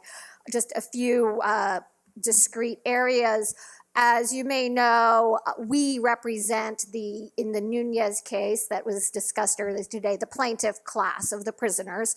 And so while are deeply involved with the department, with the monitor in the rollout of reforms in that case, we're always happy to share our views on what goes on with that. But just to respond very discreetly to one specific point that was brought up today, which was the question that was raised about what is happening in response to the monitor's findings about the investigation division. What I saw earlier today here, for example, was with seeing the wardens that were present today, was leadership. And I saw two wardens standing up here saying, I am responsible for what happens in my command, and taking ownership for what happens in there. We have not seen, and would really welcome seeing similar leadership from the head of the investigation division, standing up and explaining, this is what has happened in my command, this is what I'm responsible for, and these are the reasons for the poor outcomes. I don't know, frankly, and there may exist one, but of another investigative agency in the city of New York that has had an outside neutral evaluator, such as the Nunez monitor, make the findings about that investigation agency's core mission that were in this third monitor's report about this investigation division. Resources are an issue. Resources are a serious issue for this investigation division. An absence of resources or not enough staff cannot justify biased investigations that the monitor found. Having too few staff doesn't mean you have to do biased investigations. The level of incompetence that this report portrays simply defies explanation. The monitor's findings that the investigators unreasonably failed, those are the monitor's words, to pursue discipline in too many cases, where there was clearly apparent objective evidence of wrongdoing. That needs an explanation. That's exactly what that entity is supposed to be doing. And it was found that they were not doing it. And this is nothing new. That's what been the mission of ID since before Nunez, and it continues. This notion that, well, now that we know we have a problem in our hands, we can look at what's gone wrong, is, I think, an insufficient response for something that is so critical to the reform, not just of use of force, but to the other areas that we are all trying to see change in the department. And I strongly encourage a much closer look at holding that division accountable for the failures that are described there. The second completely is simply a comment, which was from the perspective of the Prisoners' Rights Project, where we have many lawsuits that we are monitoring about conditions in the city jails and programming there. I just want to thank the board and say that for the efforts it has made to have transparency and public information about this changing dynamics with the special housing units. All of what we've been talking today about variances, about who's held in what status, restraints, have ripple effects for so many areas of the city jails that are constantly in discussions. We monitor cases involving fire safety. And so these questions of who's being held in what restraints for how many hours have serious effects on what fire safety protocols need to exist. Should you need to evacuate the building and have something such as we saw this morning, which wasn't a drill. They have effects on the education, and we've long been monitoring the class action about education in the jails.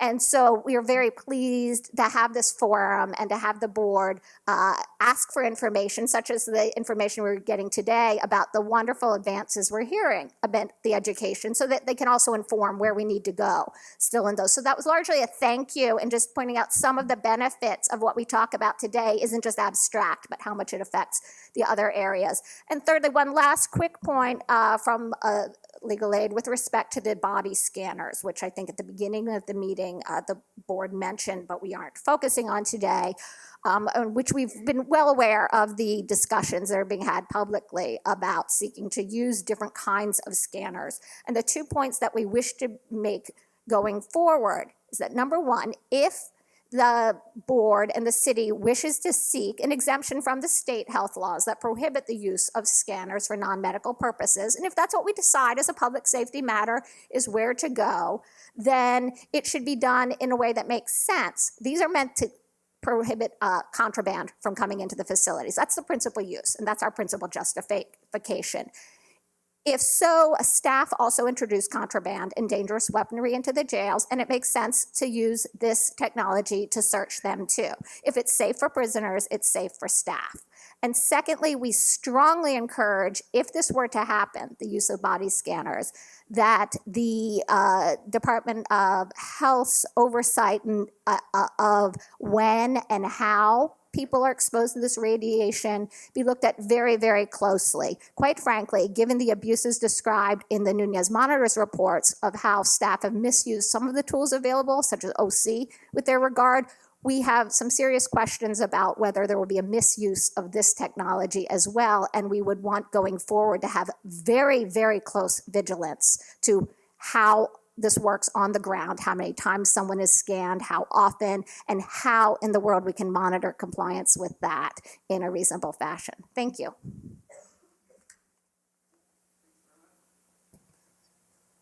The next speaker is Paul Sauerteig.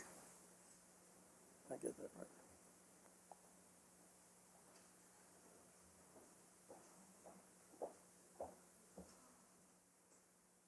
Good morning. My name is Paul Sauertag. I'm an NYU law student interning at the Urban Justice Center Mental Health Project. I'm here to present the short statements of two gentlemen currently held in West Facility at Rikers Island. They wanted me to share their experiences with the board. The first. I've been at Rikers Island for 2 years now. Last year, I spent a total of 5 months in the box, in chunks of 30 days each. I've been in every building at Rikers, and I've been kicked out of every one. People end up in West for protection. Protection from others, from themselves, for gang affiliation, for being assaultive. Here in West Facility, I spend my days in our day room. There are 4 of us, including myself, who are allowed to commingle in there. The day room was originally designed to be just another cell, so it's the same standard setup with a toilet, a bed, but now they call it a day room, and all 4 of us spend the day in there together. It feels a little like general population because you're with other people, having conversations, talking. But the box is the worst place you can be. You don't have your own phone, your own shower, or TV in there. In the box, an inmate can't have something unless the CO gets it for him. You can't do anything unless a CO goes with you. There are 50 inmates in the box, but only 2 COs. It's way understaffed. That means if the schedule gets behind, if people are slow, or the COs get held up, or somebody makes a scene, you may not get to shower that day. That's why the box can turn into something like a screaming match.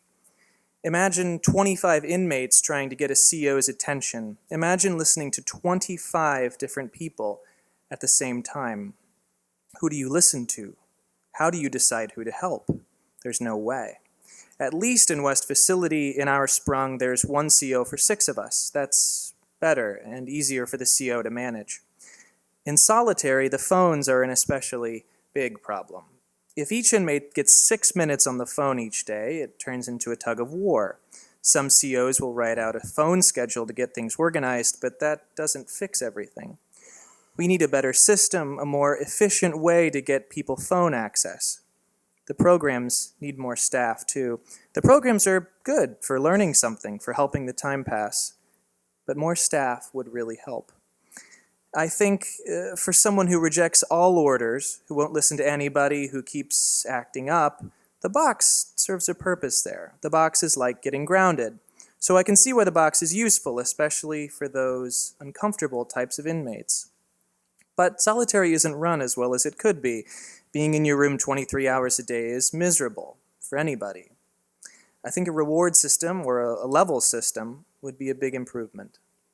In the box, if you learn to behave and not act up, maybe give that inmate TV privileges or an extra hour in the yard. If you don't cooperate, you get nothing. But for those who start to learn, who start behaving, you motivate them a little with a little reward, something to make the day less miserable. That's what I mean by a reward system, a system of little things, little motivations to encourage better behavior. If it's okay, I'd read the second short statement. Thank you. This is from the second gentleman, who's also in West. I've been everywhere at Rikers. MDC, VCBC, the boat, West, the box. People can't imagine life inside of Rikers. I tell my mom about it on the phone sometimes, but it's hard for her to believe. People here set fires in their rooms just for attention. Between this past January and February, I spent 30 days in the box, or solitary confinement.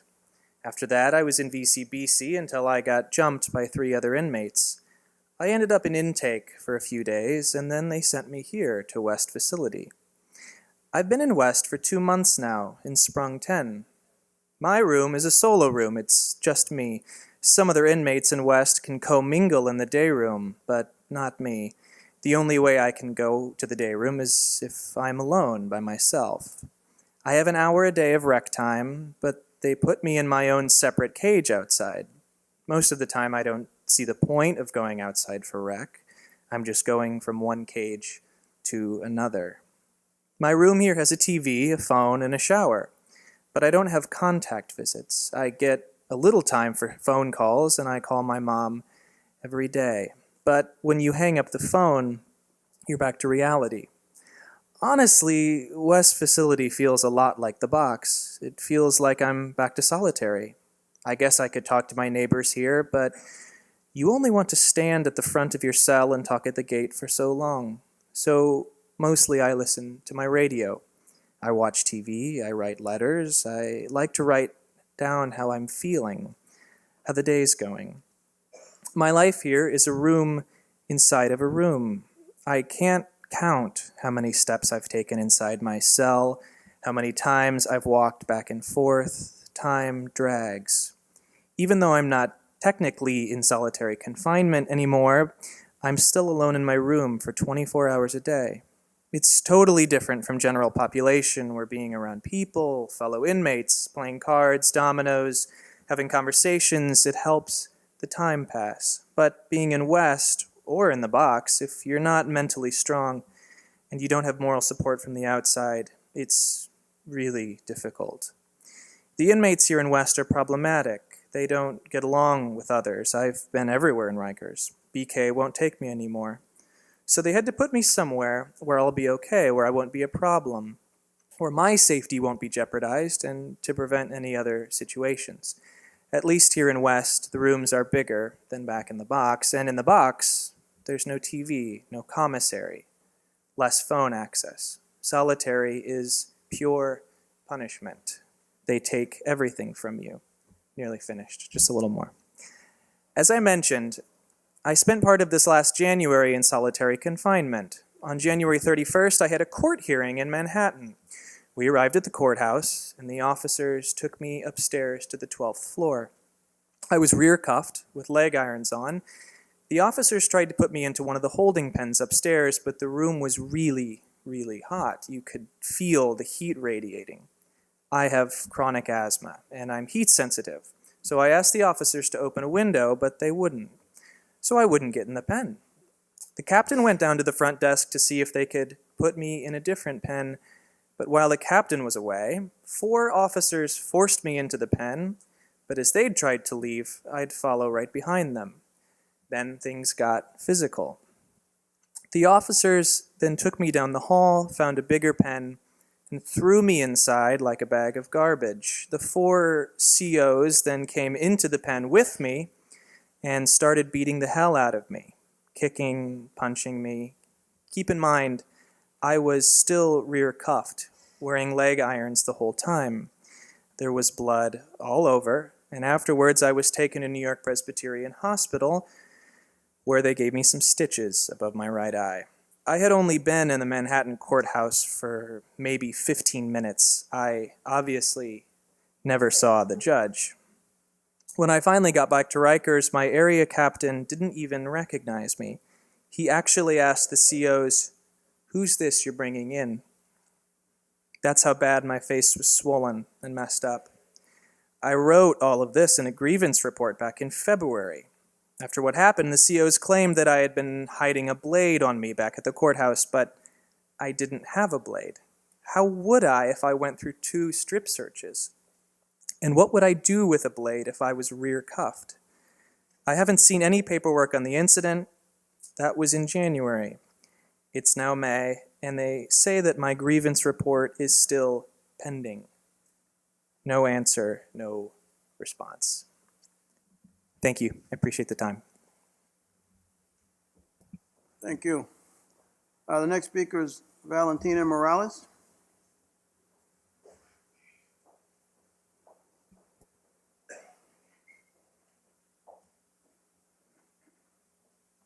Good morning, everyone. I'm from the Mental Hygiene Legal Service and actually just have some comments on the report. In terms of the mental health services, I read that 66% had received some form of mental health services. I would argue that it's important to have a sense of what type of services they were receiving. In other words, were they being seen for medication management?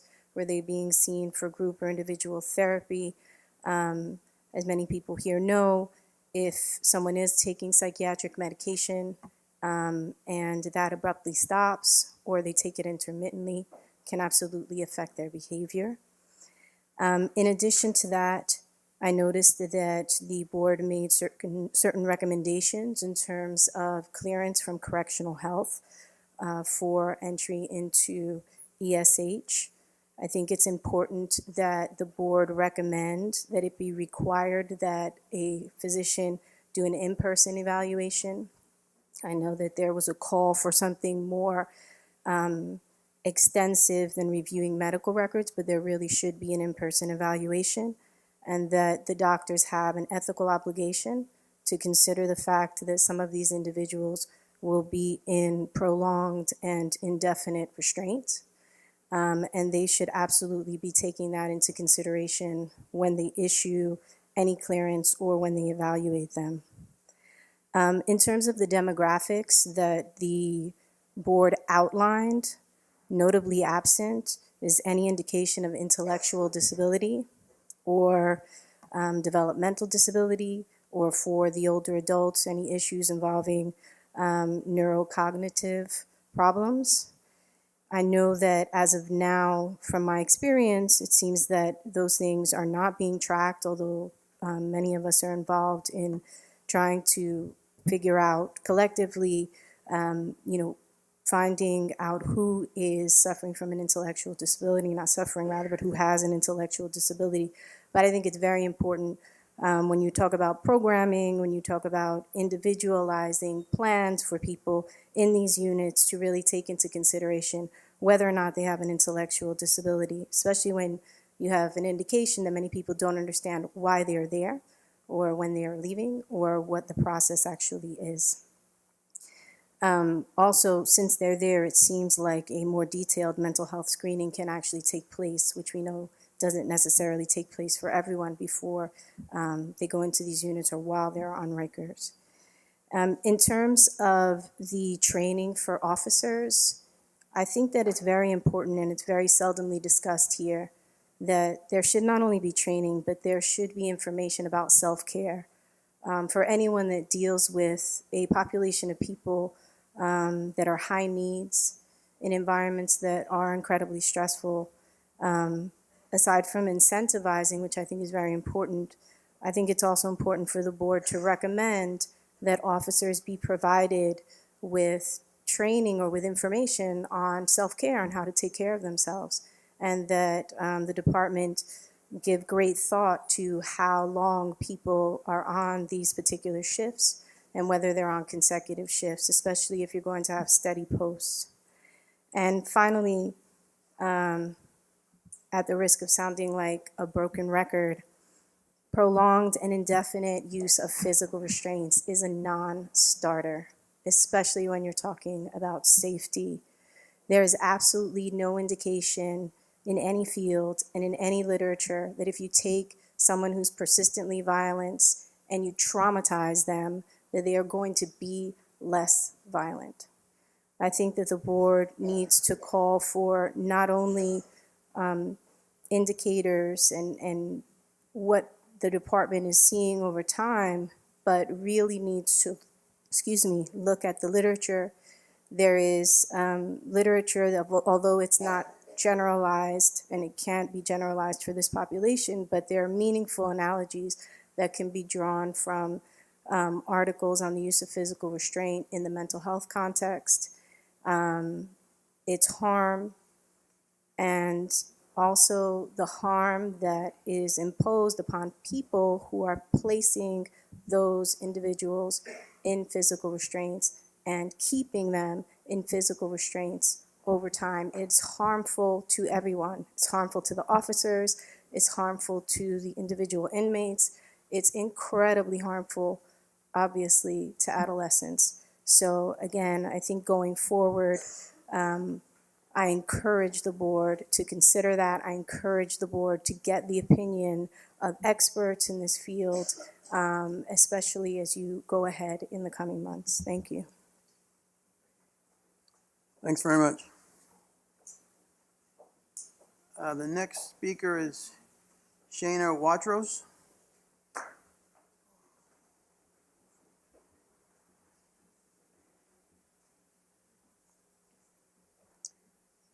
Hi, good morning. My name is Shana Watras. I am also an NYU law student interning with the Urban Justice Center's Mental Health Project.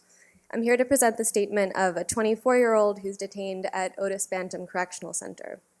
He wanted to share his experience with the board and approved my presenting this statement to you in this public forum. I've been incarcerated since August 2016. I'm currently at OBCC in double category housing, meaning that when I'm taken out of my cell for any reason, my hands are put in mittens and cuffed to a belt around my waist, to which my legs are also shackled. We're supposed to have time out of our cells for 7 hours a day, but we're usually given more like 4 hours. Those hours are spent in restraint desks. We're brought to metal tables and our feet are then shackled to the base of the table. I don't think they're supposed to cuff our hands while we're restrained at the desk, but they do. These tables are dangerous. Sometimes the officers open the wrong cells. If someone comes up and tries to cut me while I'm shackled at the desk, I have no way to protect myself. I'm strong, but I'm worried about getting hurt. I can't relax, especially when I'm held in this vulnerable way. I wish I didn't always have to feel like I have to be on my guard. I'm always in danger. I'm just lucky I haven't been slashed yet. On April 19th, I was released from a 30-day term in the box. I have 170 days owed. The way solitary confinement is used at OBC, you'll rack up a bunch of time owed, but you won't necessarily go into the box until they need to clear out room in the cells. If they need to use my cell for someone coming in, they'll tell an officer to take me to the box. Half the infractions that have led to my time owed are things I didn't even do. Once officers pushed me into my cell so I was out of view of the cameras and beat me, punching me and kicking me while I was still fully cuffed, unable to defend myself. And then they said that I assaulted them. If I ask for an appeal, I know from the beginning that the process will be useless. I once filed an appeal, but at my hearing, the hearing officer was an officer that had assaulted me when I was in another facility on the island. There was no way I had a fair shot of winning that appeal. Officers regularly use excessive force with me.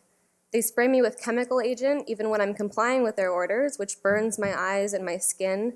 I have to keep milk where I can easily access it in my cell because after they spray me, they don't always take me to the shower to clean my eyes.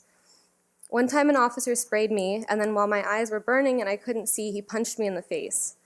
On numerous occasions, I've been taken out of my cell by a group of officers telling me it's time to go to court, but they just bring me to an area of the stairwell where they know no cameras can see and beat me. Some of my worst experiences have been in solitary confinement. Once, after I tried to tell an officer I was allowed to have a cup while in solitary, he got angry and said I had splashed him. I had not. But still, I was removed from my cell, handcuffed, and made to watch while 2 officers and a captain grabbed my clothes, my photos, and my legal work and threw them all in the toilet. They found a photo of my sister and made sure I watched while they flushed it. Sometimes they won't feed me if I try to argue. Sometimes they spit in my food before giving it to me. One officer threatened to put semen in my food. Another time, they didn't let me shower for a week. They came to take me to court, and I asked if I could have a shower first. They said I had just had one, but I hadn't, so I kneeled, saying I wouldn't go to court without a shower. They twisted my cuffs to make them more painful, but finally let me shower. When I got back from court, all the new photos I'd gotten were in the toilet. At OBCC, I'm supposed to receive mental health counseling, but I don't feel comfortable with the way it's conducted. Mental health counselors will come and want to speak to me while I'm still sitting shackled at the table within earshot of everyone around. Sometimes they'll just stand outside my cell and want to talk through the door, again in a way that everyone can hear. These sessions are supposed to be private, and I'm not comfortable receiving this kind of therapy in such a public way, so I don't say anything at all. I require medication for my mental health. Until last month, I was allowed to go to the clinic and receive my medication from a health professional. A few weeks ago, for reasons I'm not aware of, I was removed from the list of people allowed to go to the clinic. Officers are now assigned to deliver my medication to my cell. And sometimes they deliver it, sometimes they say I don't seem crazy to them and refuse to give me my medication. Sometimes, instead of putting the pills through the food slot in the appropriate container, they just toss the pills under the door for me to find. I'm at a point where I'd rather go back to solitary than be subjected to the treatment I experienced at OBCC. I tried calling a Board of Corrections hotline to report the conditions at Rikers. I told them I wasn't consistently being given access to a shower and that an officer had used excessive force with me. But the person on the other end of the line just said, well, you've been in and out of prison since 2010.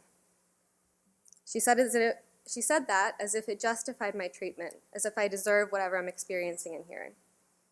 The world needs to know what's going on. There needs to be some kind of outside oversight, like someone from the mayor's office or someone from the Department of Health. Someone just needs to see what it's like in here. The officers need to be monitored and retrained completely by someone outside the system who can identify what's wrong. Thank you. Thanks very much. The next speaker is Albert Craig.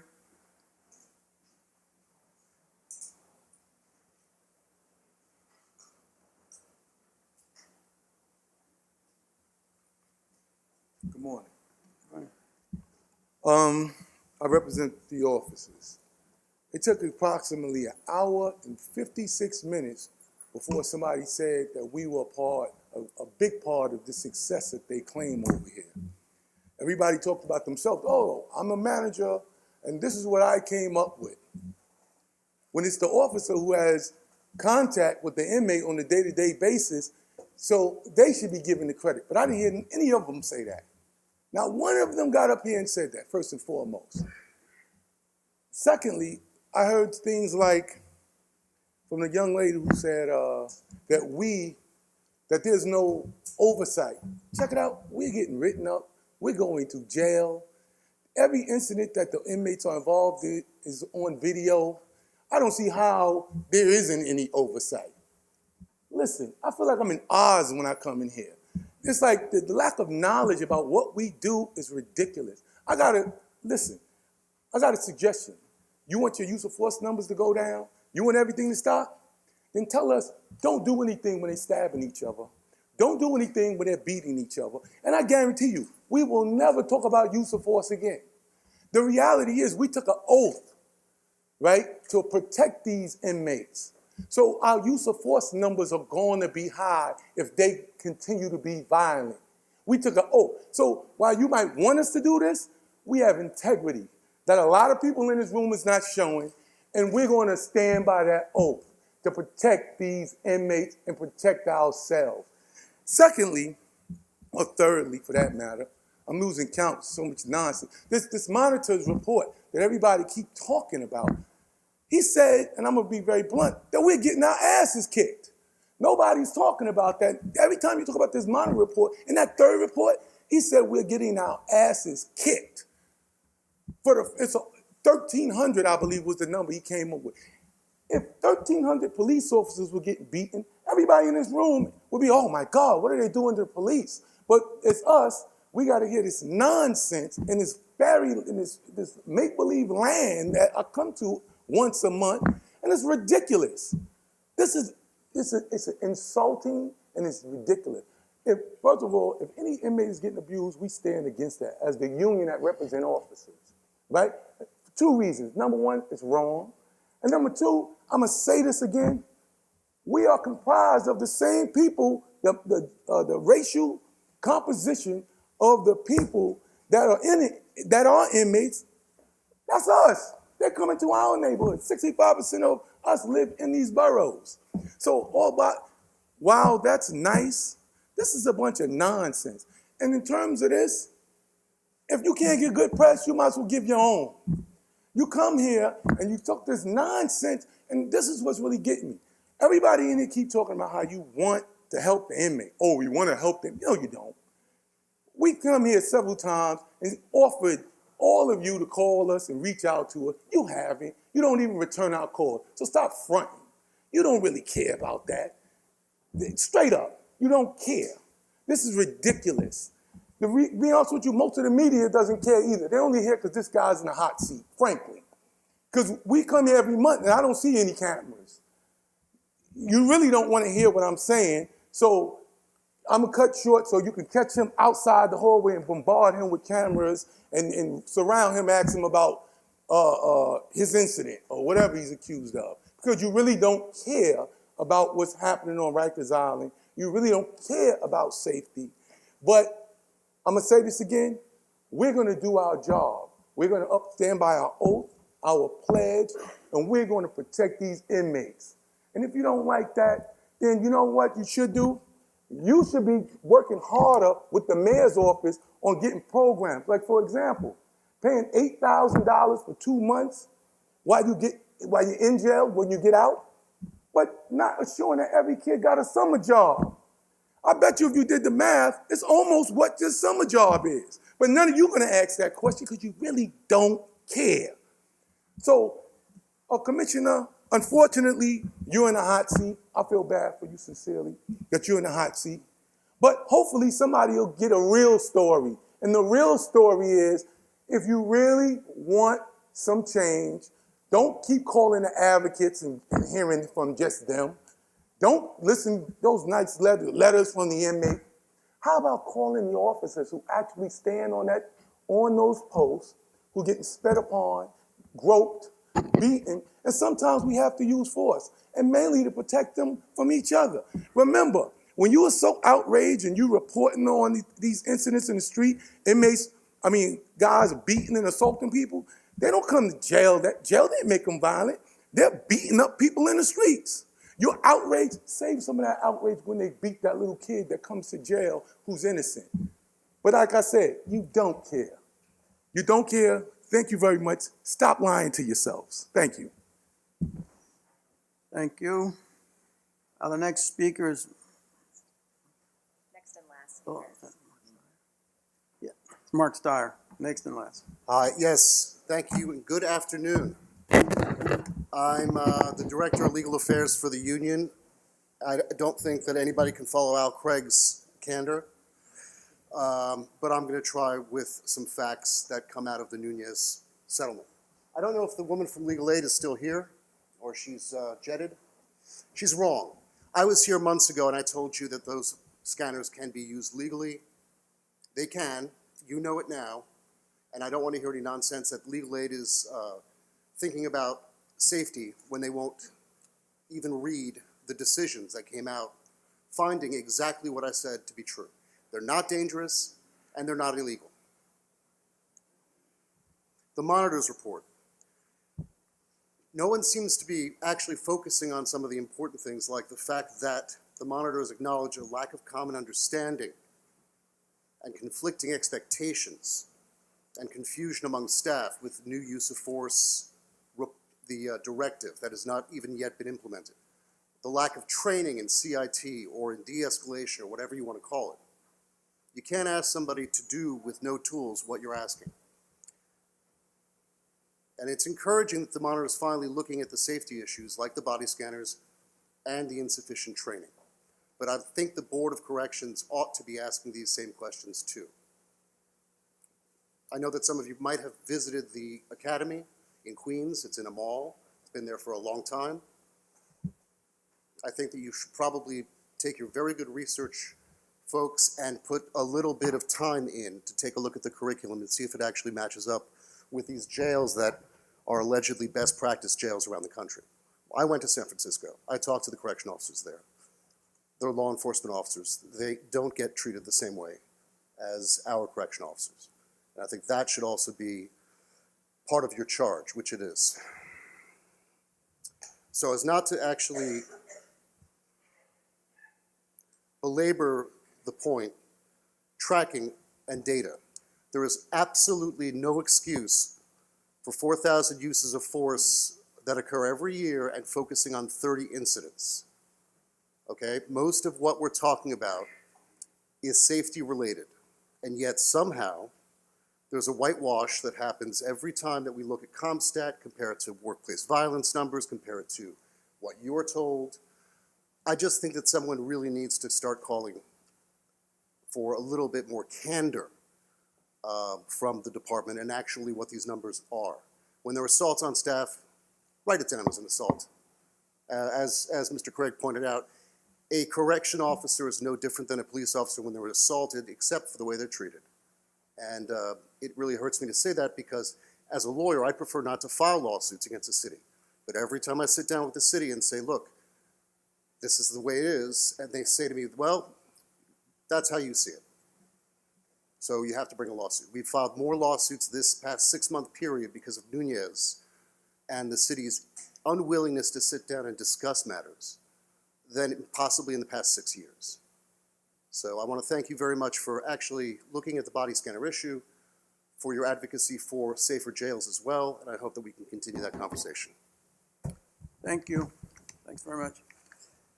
So the next board meeting is scheduled for June 13th at 9 a.m. in this auditorium. At least 2 weeks prior to the meeting, the board expects to receive a DLC request for the renewal of the variance that allows the department, in highly exceptional circumstances presenting safety and security concerns, to waive the requirement that inmates be immediately reduced from punitive segregation for 7 days after they've been held in punitive segregation for 30 consecutive days. We look forward to the discussion of this variance. There's no further business to be conducted at this meeting. We're adjourned.